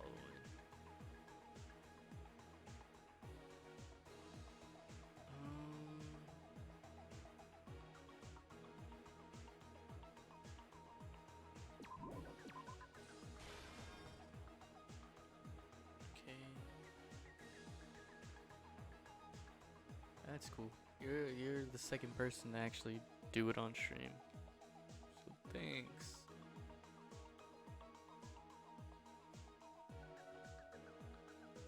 Oh, dude, I'm lost.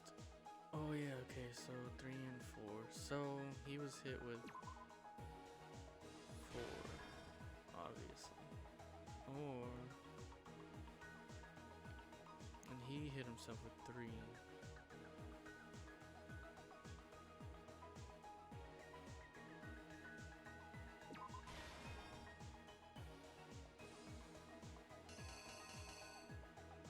He was still awake and right there.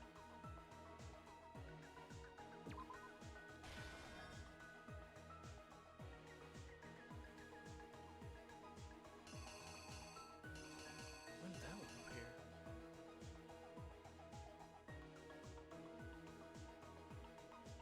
This one is over here.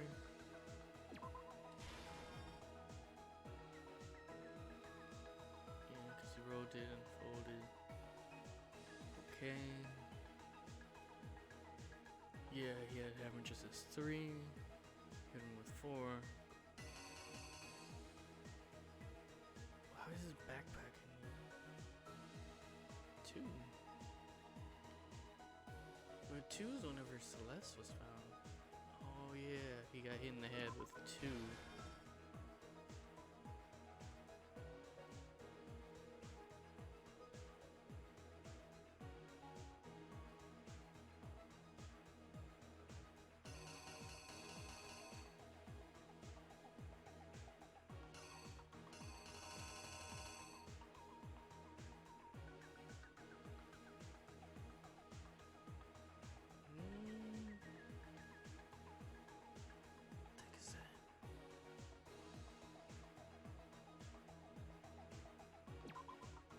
That goes there, then he shows up. There we go.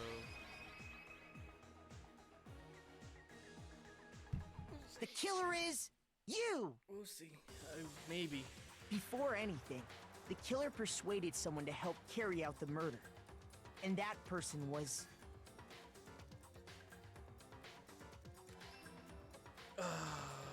Okay. Hifumi. With an accomplice, the killer was able to execute a number of otherwise impossible schemes.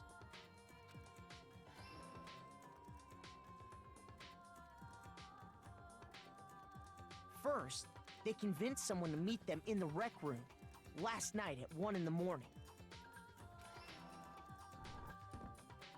That someone they met with was Hiro. The murderous duo intended to pass Hiro off as the prime suspect. So Oh, no, went too fast. Whoop, they my bad. drugged him, knocked him out, and stuffed him into the Robo Justice suit.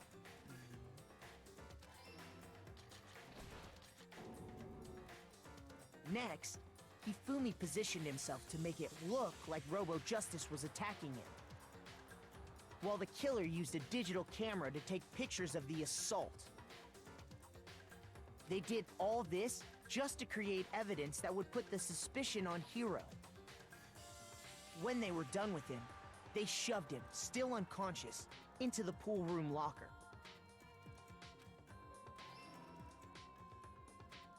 And then finally, at 6 a.m., they moved into the murder phase of their plan. They called Taka to the equipment room.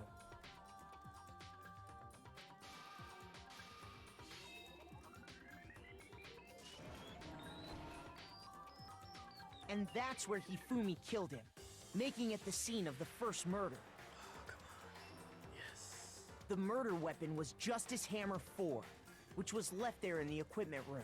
Okay. The reason Hammer number 4 was used was to create confusion about the order of the crimes. So, next they falsified 2 more assault incidents. For these attacks, the killers pretended to be the victims to solidify Robo Justice as the suspect. The first fake incident was the attack in the rec room. There, the killers wanted us to see Justice Hammer 1 and the Robo Justice pictures they'd taken. Okay. They wanted to make sure we bought the surprise attack story. The second fake incident was the attack in the library. This time, they planted Justice Hammer 2 and an injured Hifumi to sell us that story. With these 2 incidents, the killers were able to create a certain preconception in our minds that the suspect was increasing the size of the hammers and attacking people in order as they did. We fell right into their trap and started looking for the suspect based on that. But Okay. while we did that, we left Hifumi alone in the nurse's office. This was exactly what Hifumi was hoping for. He took a blood packet from the refrigerator and Justice Hammer 3 and turned the room into a crime scene in which he himself had apparently been brutally murdered. He let out a scream to draw us back, and when we returned, that's what we found. Meanwhile, the other group that had been out searching found Taka's body at the same time. So when we heard the body discovery announcement, we naturally assumed it was for Hifumi. We left the nurse's office, and Hifumi once again took advantage of the situation. He simply got up and made his escape. When we learned his body had disappeared, we all rushed back to the nurse's office. And once again, Hifumi had the chance he was waiting for. This time, he snuck into the equipment room.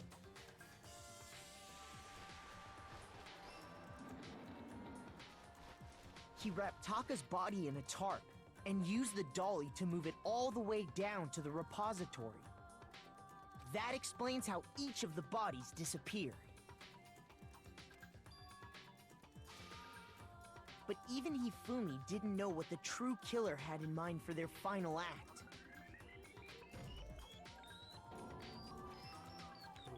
Their plan all along was to kill Hifumi and get rid of the one person who could betray them. And they did it using an ordinary, everyday hammer from the repository. That should cover everything that happened in this case. Ooh, And okay. the villain behind it all is... Got it right first try.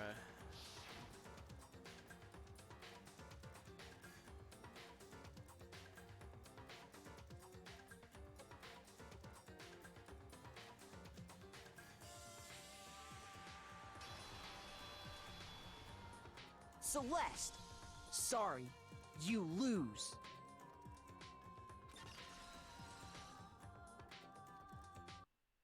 I lost?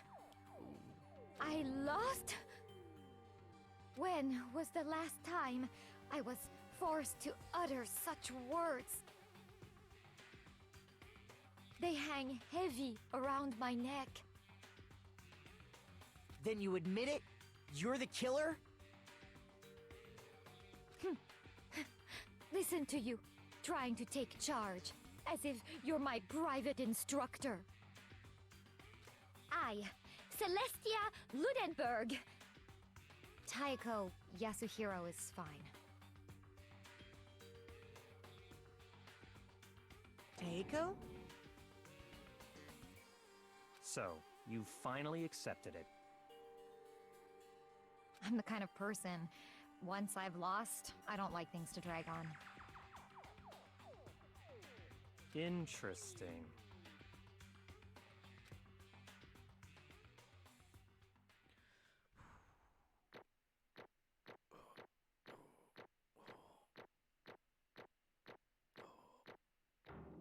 I got an 8. There we go. Okay. Nice. Okay, Monokuma.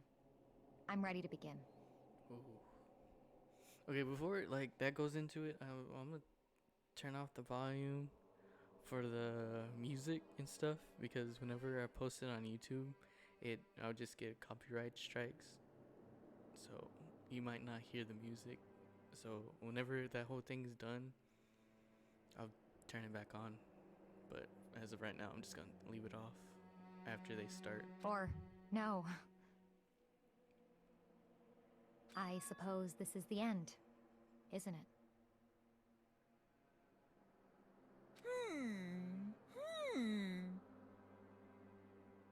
It is indeed the moment we've all been waiting for. Time to vote, okay? Okay. If you would, please locate your lever and cast your vote. And when the votes are tallied, who will become the blackened? Will you make the right choice or the dreadfully wrong one? What's it gonna be? What's it gonna be?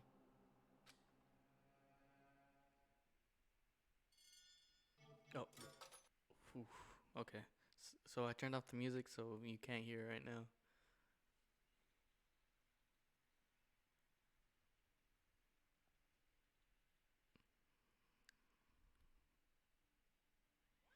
Okay, what? It's basically a formality at this point, but once again, you're totally correct.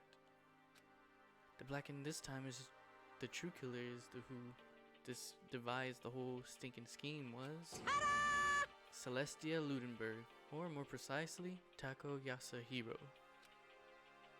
Honestly. I lost. Well, that sucks. Why would she tell?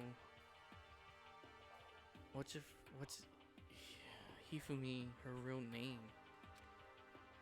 I guess trying to work with someone else was a mistake after all. Hifumi's ineptitude was beyond all my calculations. I knew it. So you really did approach Hifumi with this plan. But how did you get him to agree? I can't imagine he would have happily agreed to commit murder. I'm sure she relied on her special line. My specialty? Don't make me laugh. I didn't have to lie to get him to agree. So then... Then did you use, I knew you'd figured it out, Kyoko. You're absolutely right. To get Hifumi to act as my accomplice, alter ego. Indeed. I used her. For everyone who's still left, I'll avoid mentioning it by name, but it was the one thing Hifumi and Taka were both super into. Does she mean she talking about alter ego? Say what? What are you talking about? Oh yeah, because he doesn't know yet. Smart. Just a second. Don't interrupt. We're in the middle of a very important conversation here. I'm totally out of the loop, as usual. How sad. In other words, You're the one that you're the one that stole it. Indeed. That's right. I see. And you used it to drag Hifumi into the plan you'd come up with. Right again. Last night after we had our meeting about how it disappeared, I paid Hifumi a little visit. What are you doing here? Actually, I was hoping I could talk to you alone. It is about what was stolen. I know who did it. What? are you okay with this? It was Taka. He stole it. So then. And I have proof. Would you like to see it? As it turned out, I'd found a use for the digital camera. I'd taken, what's to Taka's room earlier and took pictures of it there. I deleted the pictures as soon as I shown it to Hifumi, of course. Damnation! So it was him. But how did he do it? She was supposed to yell if either of us got close to her. Yeah, you are correct. Which is why Taka forced me to steal it. Say what? As for me. Please forgive me. He threatened me. Oh, He did. As for me. He came to my room last night unannounced, and then it's hard for me to even say. He abused me. What? And he took pictures. He said if I did not do as he asked, he would show them to everyone. So I had no choice. Damnation! That's a crime, an absolute crime. I mean, he'd gone a little crazy, but say what? I never imagined he would go that far. It was amazing how completely he bought it. I can't express how enjoyable that was. I'm about to say something I've never said before in my life. I'm going to kill him. I'm going to fucking kill him. Most unfortunate. Wait, please, if you go now, you will be playing right into his hands. Actually, Taka is planning to use her to escape. And he has made you his target. What? Escape? What do you mean? Taka is going to try to kill you. Indeed. And also he can keep her to himself. That bastard. This completely unforgivable. Bastard. Honestly. Can we allow him to continue with these barbaric acts? Absolutely not. How could I? I swear I will save her! To save her. Actually. Then would you like to join with me? So it just so happens I have to come up with a plan. I have devised a way to reclaim what he has stolen and escaped this dreadful school. And with that, it is complete. What are you talking about? Oh, nothing. Hifumi agreed without a second thought. The effect that item had on him was remarkable. The power of love, even a love as twisted as that, can still drive people mad, it would seem. You disgust me. I see. I have another question for you. Was that strange costume Hifumi's creation? Indeed. Yeah, it was a real pain in the butt too. All I asked him to do was make something to hide in the face of a general body size. I had no idea he'd make something like that, but it's my fault for picking him in the first place. But... So you decided to make me the suspect? Because you're stupid. Huh?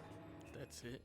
Let's see. And in that regard, I made the right choice, so I'm so glad your stupidity surpassed my every expectation.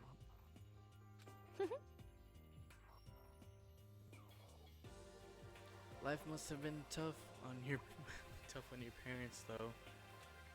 I feel like I could cry. Well, But when you were explaining your plan to Hifumi, how did you explain the part about him playing dead? What she's asking is, what was Hifumi supposed to do after that, assuming you had actually let him live? Are you okay with this? That's simple. After he did this part and pretend to be dead once everyone showed up, I told him to say he'd been seriously wounded and he was on the verge of death, but he just barely held on. And he really believed that? Well, of course, that wasn't all there was to it. As I explained it to Hifumi, the plan was, well, while you were all questioning him about what had happened to him, I was going to murder someone else.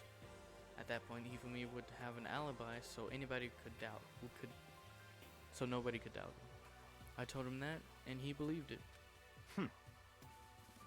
It all seems very straightforward, stereotypical. I just matched the lie to the level of the opponent. In fact, Hifumi ate it up. He believed the lie wholeheartedly, right up until the moment of his death.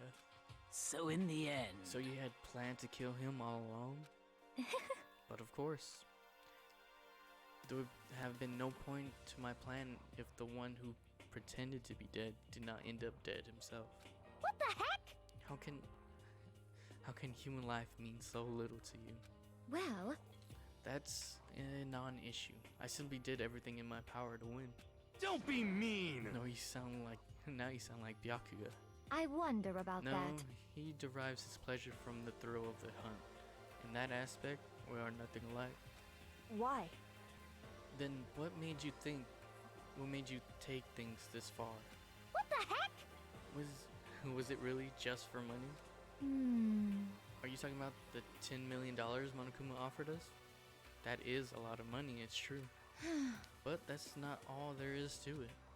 For the moment our new life here began, my only thought has been escape. But all along you've been saying how we have to accept living here. You little bitch! Obviously that was a lie. Hey! I couldn't take it. I hated it from day one. More than anyone else in here. You little I wanted to get bitch. out. Every day was fresh torture. How do you want to know why? And do you want to know why, huh? This is fine. Because I had a dream. And accepting a life here would have meant nothing less than giving up on my dream forever. Honestly. And there was no way that I could ever do that. In the underground world of gambling, I risked my life to make a metaphorical killing. As for me, And it was all for that dream. And what was this dream of yours? isn't it wonderful? To live in a European castle. A castle? And to gather handsome men from all over the world to serve as my butlers / bodyguards. I was going to make them dress up like vampires and satisfy my every need. She was going for the real whole vampire thing. Once I obtained that, I would have created a perfectly aesthetic world of decadence. This is fine. Living the rest of my life there was my only dream and my only goal. That's what life is all about. Combined with my own winning, Monokuma's $10 million would have made that dream a reality. I got right to the edge, but There is nothing to be done. unfortunately, my dream has been scattered to the wind. Still, I don't have any regrets. I pursued my dream to the very end, so why would I? Just the worst. You sound so passionate, but you were really able to kill your own friends for it? Oh, Are you asking me to feel guilty? That's a pointless endeavor. I think nothing of sacrificing others of my own ends. I feel nothing. do you understand? That's all there is to me. That's what makes me complete. Isn't it terrifying how different our values are? there's simply no room for understanding. What is this? That's what we should be saying, not. And plus, how can you be so calm? And do you realize you're about to die? Don't you realize? Why aren't you scared? My ability to lie is unraveled, and I take pride in that. It's not just other people. I can even fool my own emotions. That the conscious deceives the unconscious. And that's why you're not scared. Yes, indeed. That's right, I don't fear death. Kill me however you like. But you know, if I could be reincarnated, if I had a choice then, Isn't it wonderful? I think I would like to come back as Marie Antoinette. Hey! You'd just get executed again.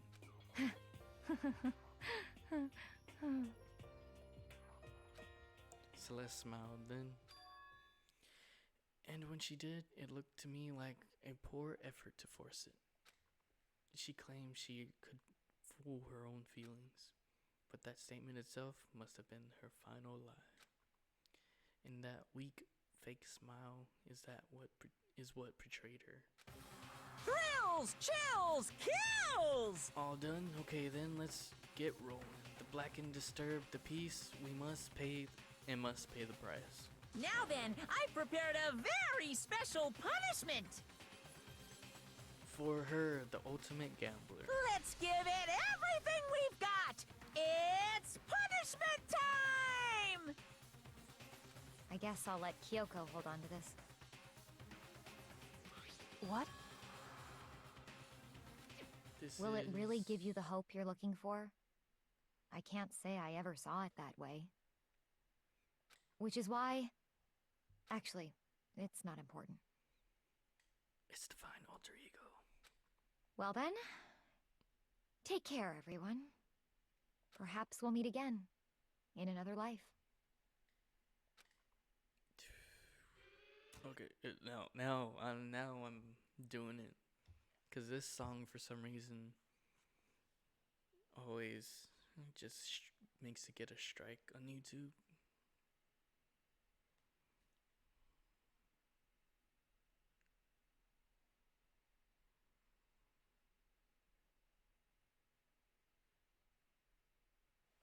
Screw it, whatever. It sounds too cool to be muted. The burning of the Vercelli witch. Oh, they're gonna burn her alive? But she wasn't a witch, she was a vampire.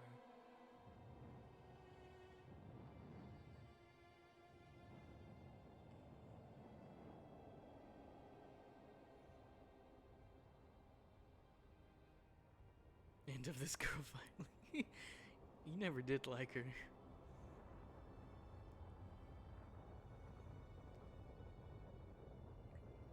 I mean, yeah, she was acting. Yeah.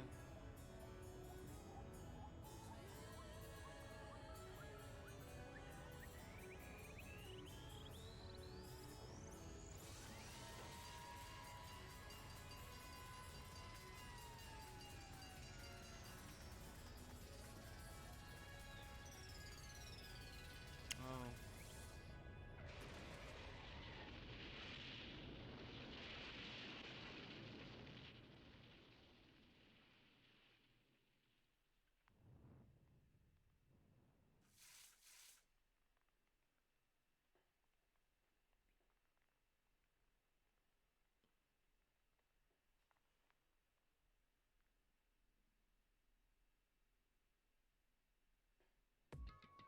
It's over. The third execution is over. Celeste's death is over. Celeste killed my friends, so I can't pity her, but yeah, he stopped the fire. I also can't deny that at one point I considered her a friend too. And for him to just come along and... Isn't it just awful? Someone could cut free of their regret from the outside world. Oh, couldn't cut free, and so more people had to die. Extreme! You guys are still young, You need to place more value on your lives. What are you gonna do? Jeez, and here I thought you guys were gonna pass the torch of hope to the next generation. Let me out of here! What do I care about hope? I'll throw it in the trash if you just let me out of here. Too bad. You're all the embodiment of hope, whether you like it or not. And it's my destiny to knock you down one by one. It's sad, yes, it is. But that reality just can't be avoided. Don't talk like you're not responsible. How long are you gonna make us keep going through this? What do you want from us? How strange. God, I'm so sick of people asking me that. Give it a rest already. So anyway, Kyoko, did I see you get some kind of key type object from Celeste? Hey! So what's the deal with that? What? What's the matter? So then, I'll answer your question if you answer mine. you... What did you do? What did you do to them? Who? What? Hey, Answer me. What did you do to my body?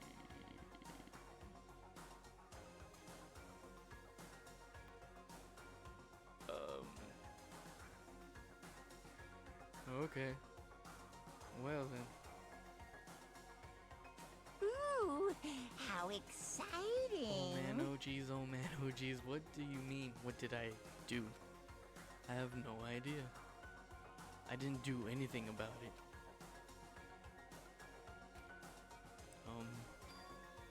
What was that just now? The mastermind did something to Kyoko's body? What does that mean? Hello. Okay, things are getting kind of awkward. I think it's about time I go out. I get out of here. I got out. Well? Meanwhile, you guys can go on enjoying your school life. If you get lonely, give me a shout. Not that I'll do anything about it, of course. See ya later! See ya. Monokuma disappears, leaving us all depressed and in despair. Although it wasn't all despair, there was one small hope. Hey Kyoko, Monokuma already mentioned it, but what is that key that Celeste gave you? It's a locker. so... Most likely, it's the key to one of the dressing room lockers. Huh? What then that means? Celeste probably hid it in there. Hey, I suppose sometimes it's easiest to miss what's right beneath your nose. Well then, we'd better go check. Indeed. Good idea. We left the courtroom and rushed to the dressing room. Okay, and we approached the dressing room. As we approached it, Kyoko looked back at us and said, Hey, I'm going to go on alone from here. Everyone else head to the dining hall. I'll check in with you later. What? Why exactly are you going alone? so... Do you even have to ask? As she spoke, she glanced quickly at the surveillance camera. Come on. That's not what I mean. Why you? There's still the risk of a spy, you know. Then I'll go too. What? You? Please let me go. Standing here arguing is just going to draw more attention to us. Goodbye. Do whatever you want. Thank you, Byakuya. well then. Then it's up to you now. Yo! I'm going to the dining hall, okay? Huh? So Makoto and Kyoko are going to go together. Does that mean what I think it means? Okay. Good luck, Makoto. Girls like her are totally pushovers when you show a little backbone. I tried to forget what Hina said. Everyone headed to the dining hall, leaving me and Kyoko there alone. Shall we go? Well, shall we? Yeah. So then, We need to get into that locker. Kyoko took the key Celeste had given her and unlocked the locker. As the locker swung open, we saw... You really came. Good morning. It's been a while, hasn't it? It's safe, thank goodness. I've never heard Kyoko seem so relieved, as it was like she was speaking at the bottom of her heart.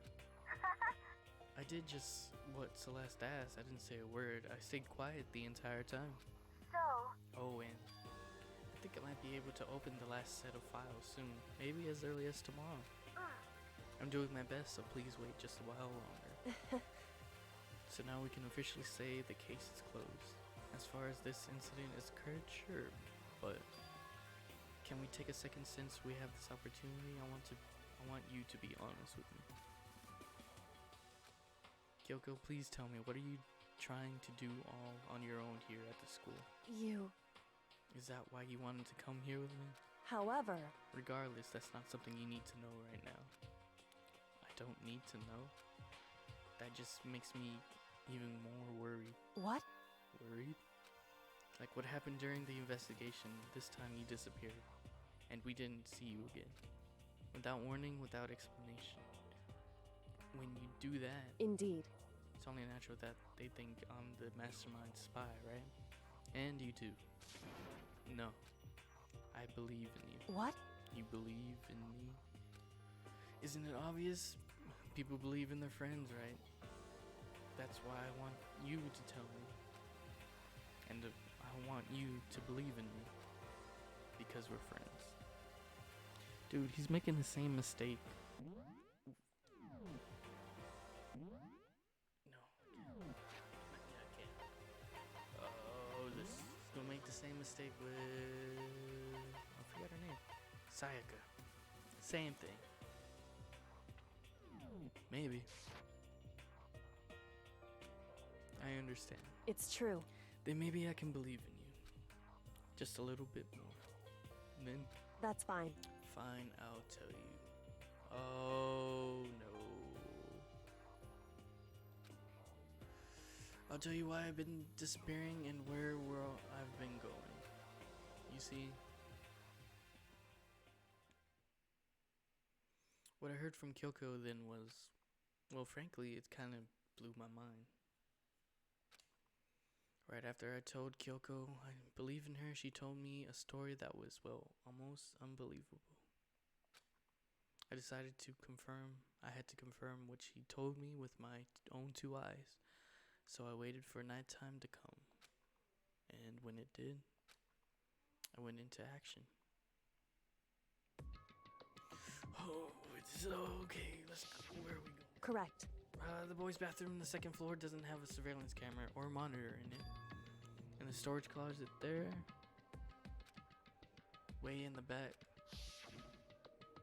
She said it was way in the back of the boys' locker room storage closet. But could Kyoko really be right about this?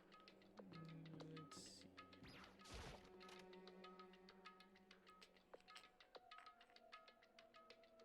No.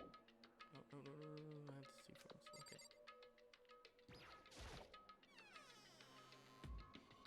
Are we still good? Okay. Okay, cool. Just a normal storage closet as far as I can tell. Secret Kyoko told me about. Could it really be hidden here? She said it was way in the back of the storage closet. But I mean, seriously? Without thinking, I placed my hand on the back of the storage closet. Suddenly, as if I were being yanked in. Ooh, okay. And at the same time as I heard that sound, I fell through the wall. I had no idea what was going on.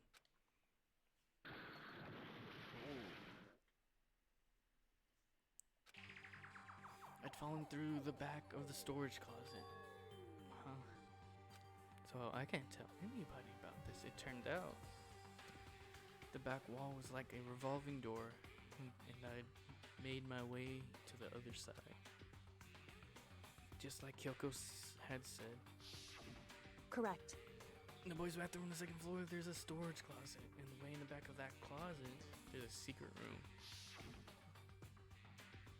So this is the secret room. But what's in here? Okay, I mean, there's not much. There's just the desk and the... Okay, just the desk and the... There's a bunch of files and what looks like volume after volume of yearbooks. They're all covered in dust. Looking at everything, one file at the edge of the bookshelf caught my eye. Hope Speak Academy student registry. This This is the only thing in here not covered in dust. Had someone been looking at it recently? I slipped the file. I slipped the file into my hand, but before I had a chance to take a look at it, a slip of paper fell out of the file, and I turned my attention to it. You must not leave. What's this? You must not leave. That's kind of weird. I could understand if it said like I can't leave, but you must not leave. What is this? My head feels funny. It's a strange sensation. It's like deja vu. The words "you must not leave." I've seen them somewhere before, but I can't quite remember. What do I know? What don't I know?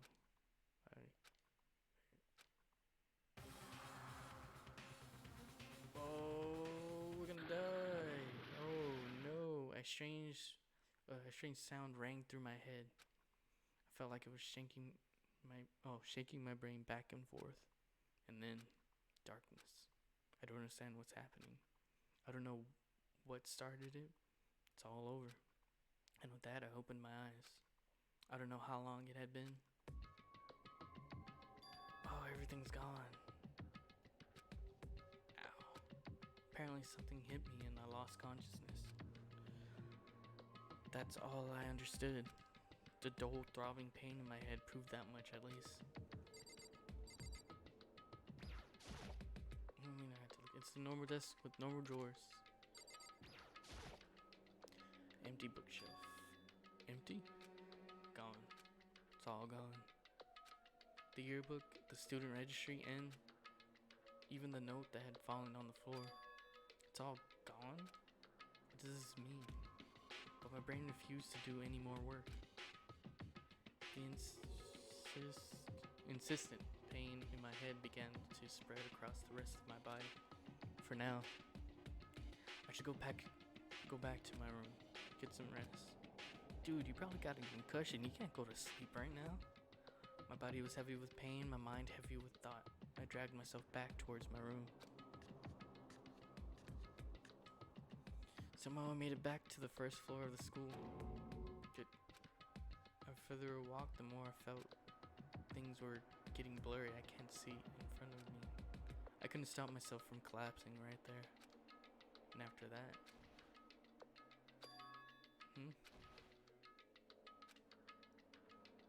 As if from a vast distance, I heard a sound. It was faint, but undeniable. That sound was coming from the gym. Let's see what's in the gym. As I desperately hauled my shaky frame towards the gym, the sound got stronger and stronger. What's going on? It can't be nothing. Here in the gym? Let's go to the gym. Let's see what's in the gym. Someone's getting hit or something. I don't know. I didn't make a sound as I opened the door to the gym.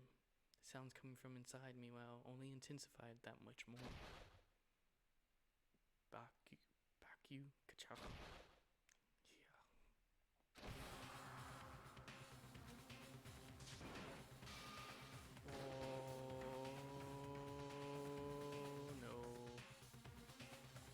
Before me there raged a battle beyond anything humanly possible. Oh no. Don't tell me Sakura's gonna die. She can't die. No. No, one side's not human, that's for sure, but regardless, I couldn't stop staring. I forgot to move or even breathe. Why, you? What do you think you're doing? You a question. What's the meaning of this? How dare you defy me? This wasn't part of the deal! The deal? I've made a decision. I will no longer retreat, no longer compromise, no longer regret. Dude, sorry. Was Sakura the spy the entire time? I've made my decision. I'm going to resist you. Okay.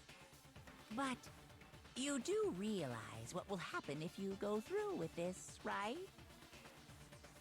You haven't forgotten, have you? What I'm holding hostage? What am I looking at? What am I hearing? A hostage? Then could it be the mastermind spy is? A next generation legend, stand tall, galactic hero. The end.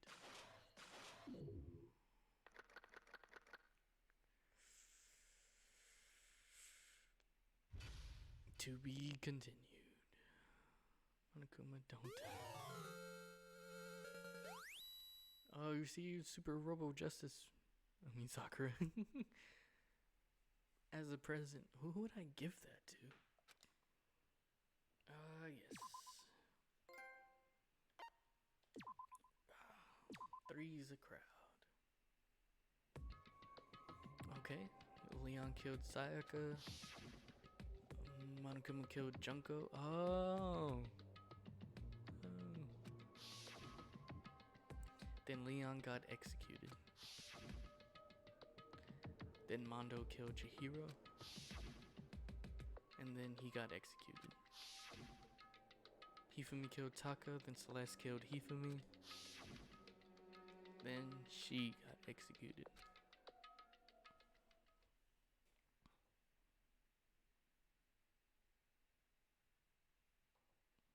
And that brings us up to now. Oh, dude. The next morning in the dining hall, the day after Celeste's case. So now there's only 5 of us here. Only a third of members of people we started with. Indeed.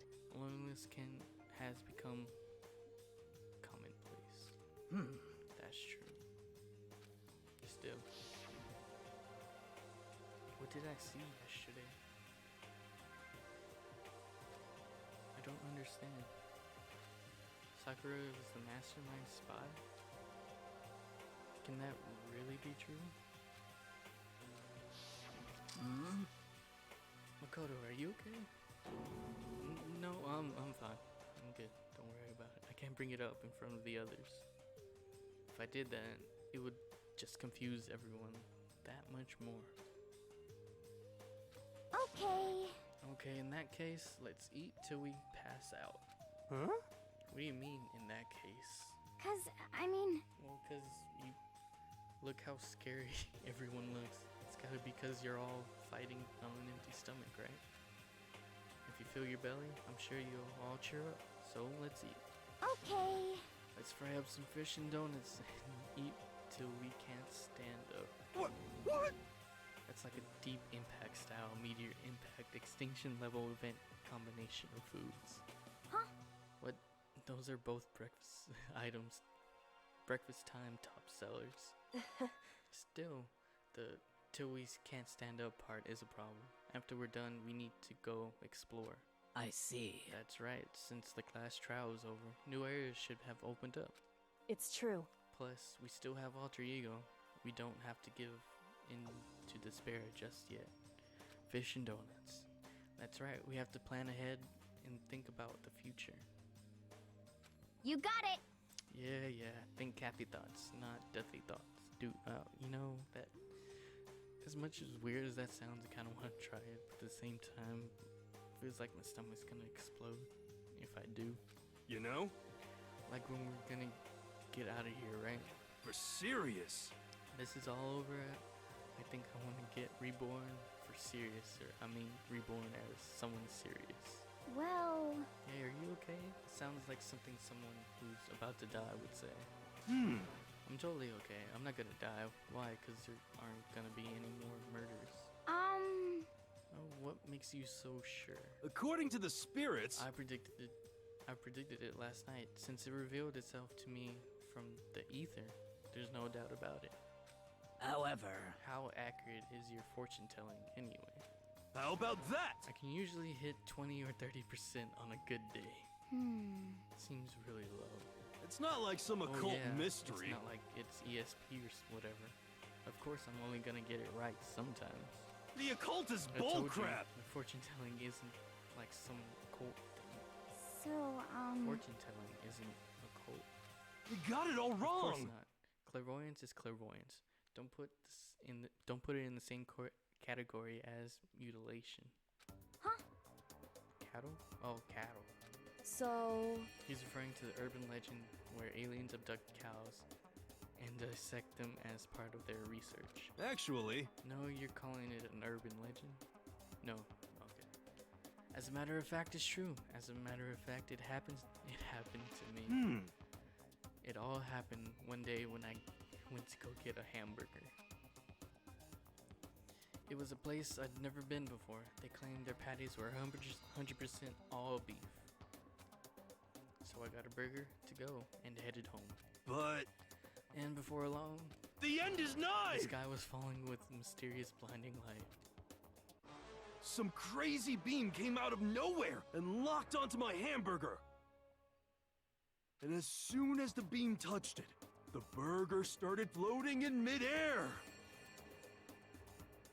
And then, still floating there, the entire burger started coming apart. One part of it just vanished, while the rest fell back into my hand. Do you realize what that means? It means the burger wasn't 100% beef. It must have had some pork or something mixed in. Something like 70% pork and 30% beef would be my guess. You can't trick me. So I stormed back into the burger place and got up in the manager's grill, and they totally admitted it. It wasn't 100% beef. They totally mixed in ground pork with it. Dude, I mean, whatever he is, he got, man, it's the best thing in the world. Cause like, somehow he figured it. Well, he didn't figure it out. He went back and he was right. How about that? Now, do you see? That is cattle mutilation. I kind of got lost halfway through. I can't tell if you're the occult or against it. 4. You think of stupidity. You stink of stupidity. Don't be mean. I stink of? How dare you? Well, you do stink though. That's fine. Huh? That's fine. Anyway. I hope your predictions turn out to be true. No, you don't. Because that means you're both gonna have the same mom. Well, baby mom. Well, at the very least, I won't murder anyone. Yeah! Me either. I mean, I would never. Of course. Me either. indeed. Nor I. That goes for me too. Of course, I would never kill any of my friends. Felt like those words of encouragement were helping us come together as one. After so much sacrifice and hardship, we finally become united. But, well, to be honest, I wish Byakuya and Toko were here for this too. But they're so hard to deal with. They would only think about themselves. Yeah, we're better off without them, I say. That was enough to prove we were united for the time being, but within that bond hid weakness and fragility? Yeah. It sounded weird. Who is that? I know who that is, but who's that? We began our search as soon as we finished our breakfast in the dining hall. We had to find out what had opened up, what was waiting for us. Okay, okay, so there it is. I'm in the stream here. We got a lot of things happen. And I'm very confused. So, I'm gonna be streaming again tomorrow around 9. I don't know if I'm gonna be playing Dangan, but you know, we'll see. Okay, so thank you for watching. Thank you, Jarrell, for being with me and helping me out on this. Cause Man, it would have been bad. And thank you to It's Junko for following me once again. Yeah, see y'all tomorrow.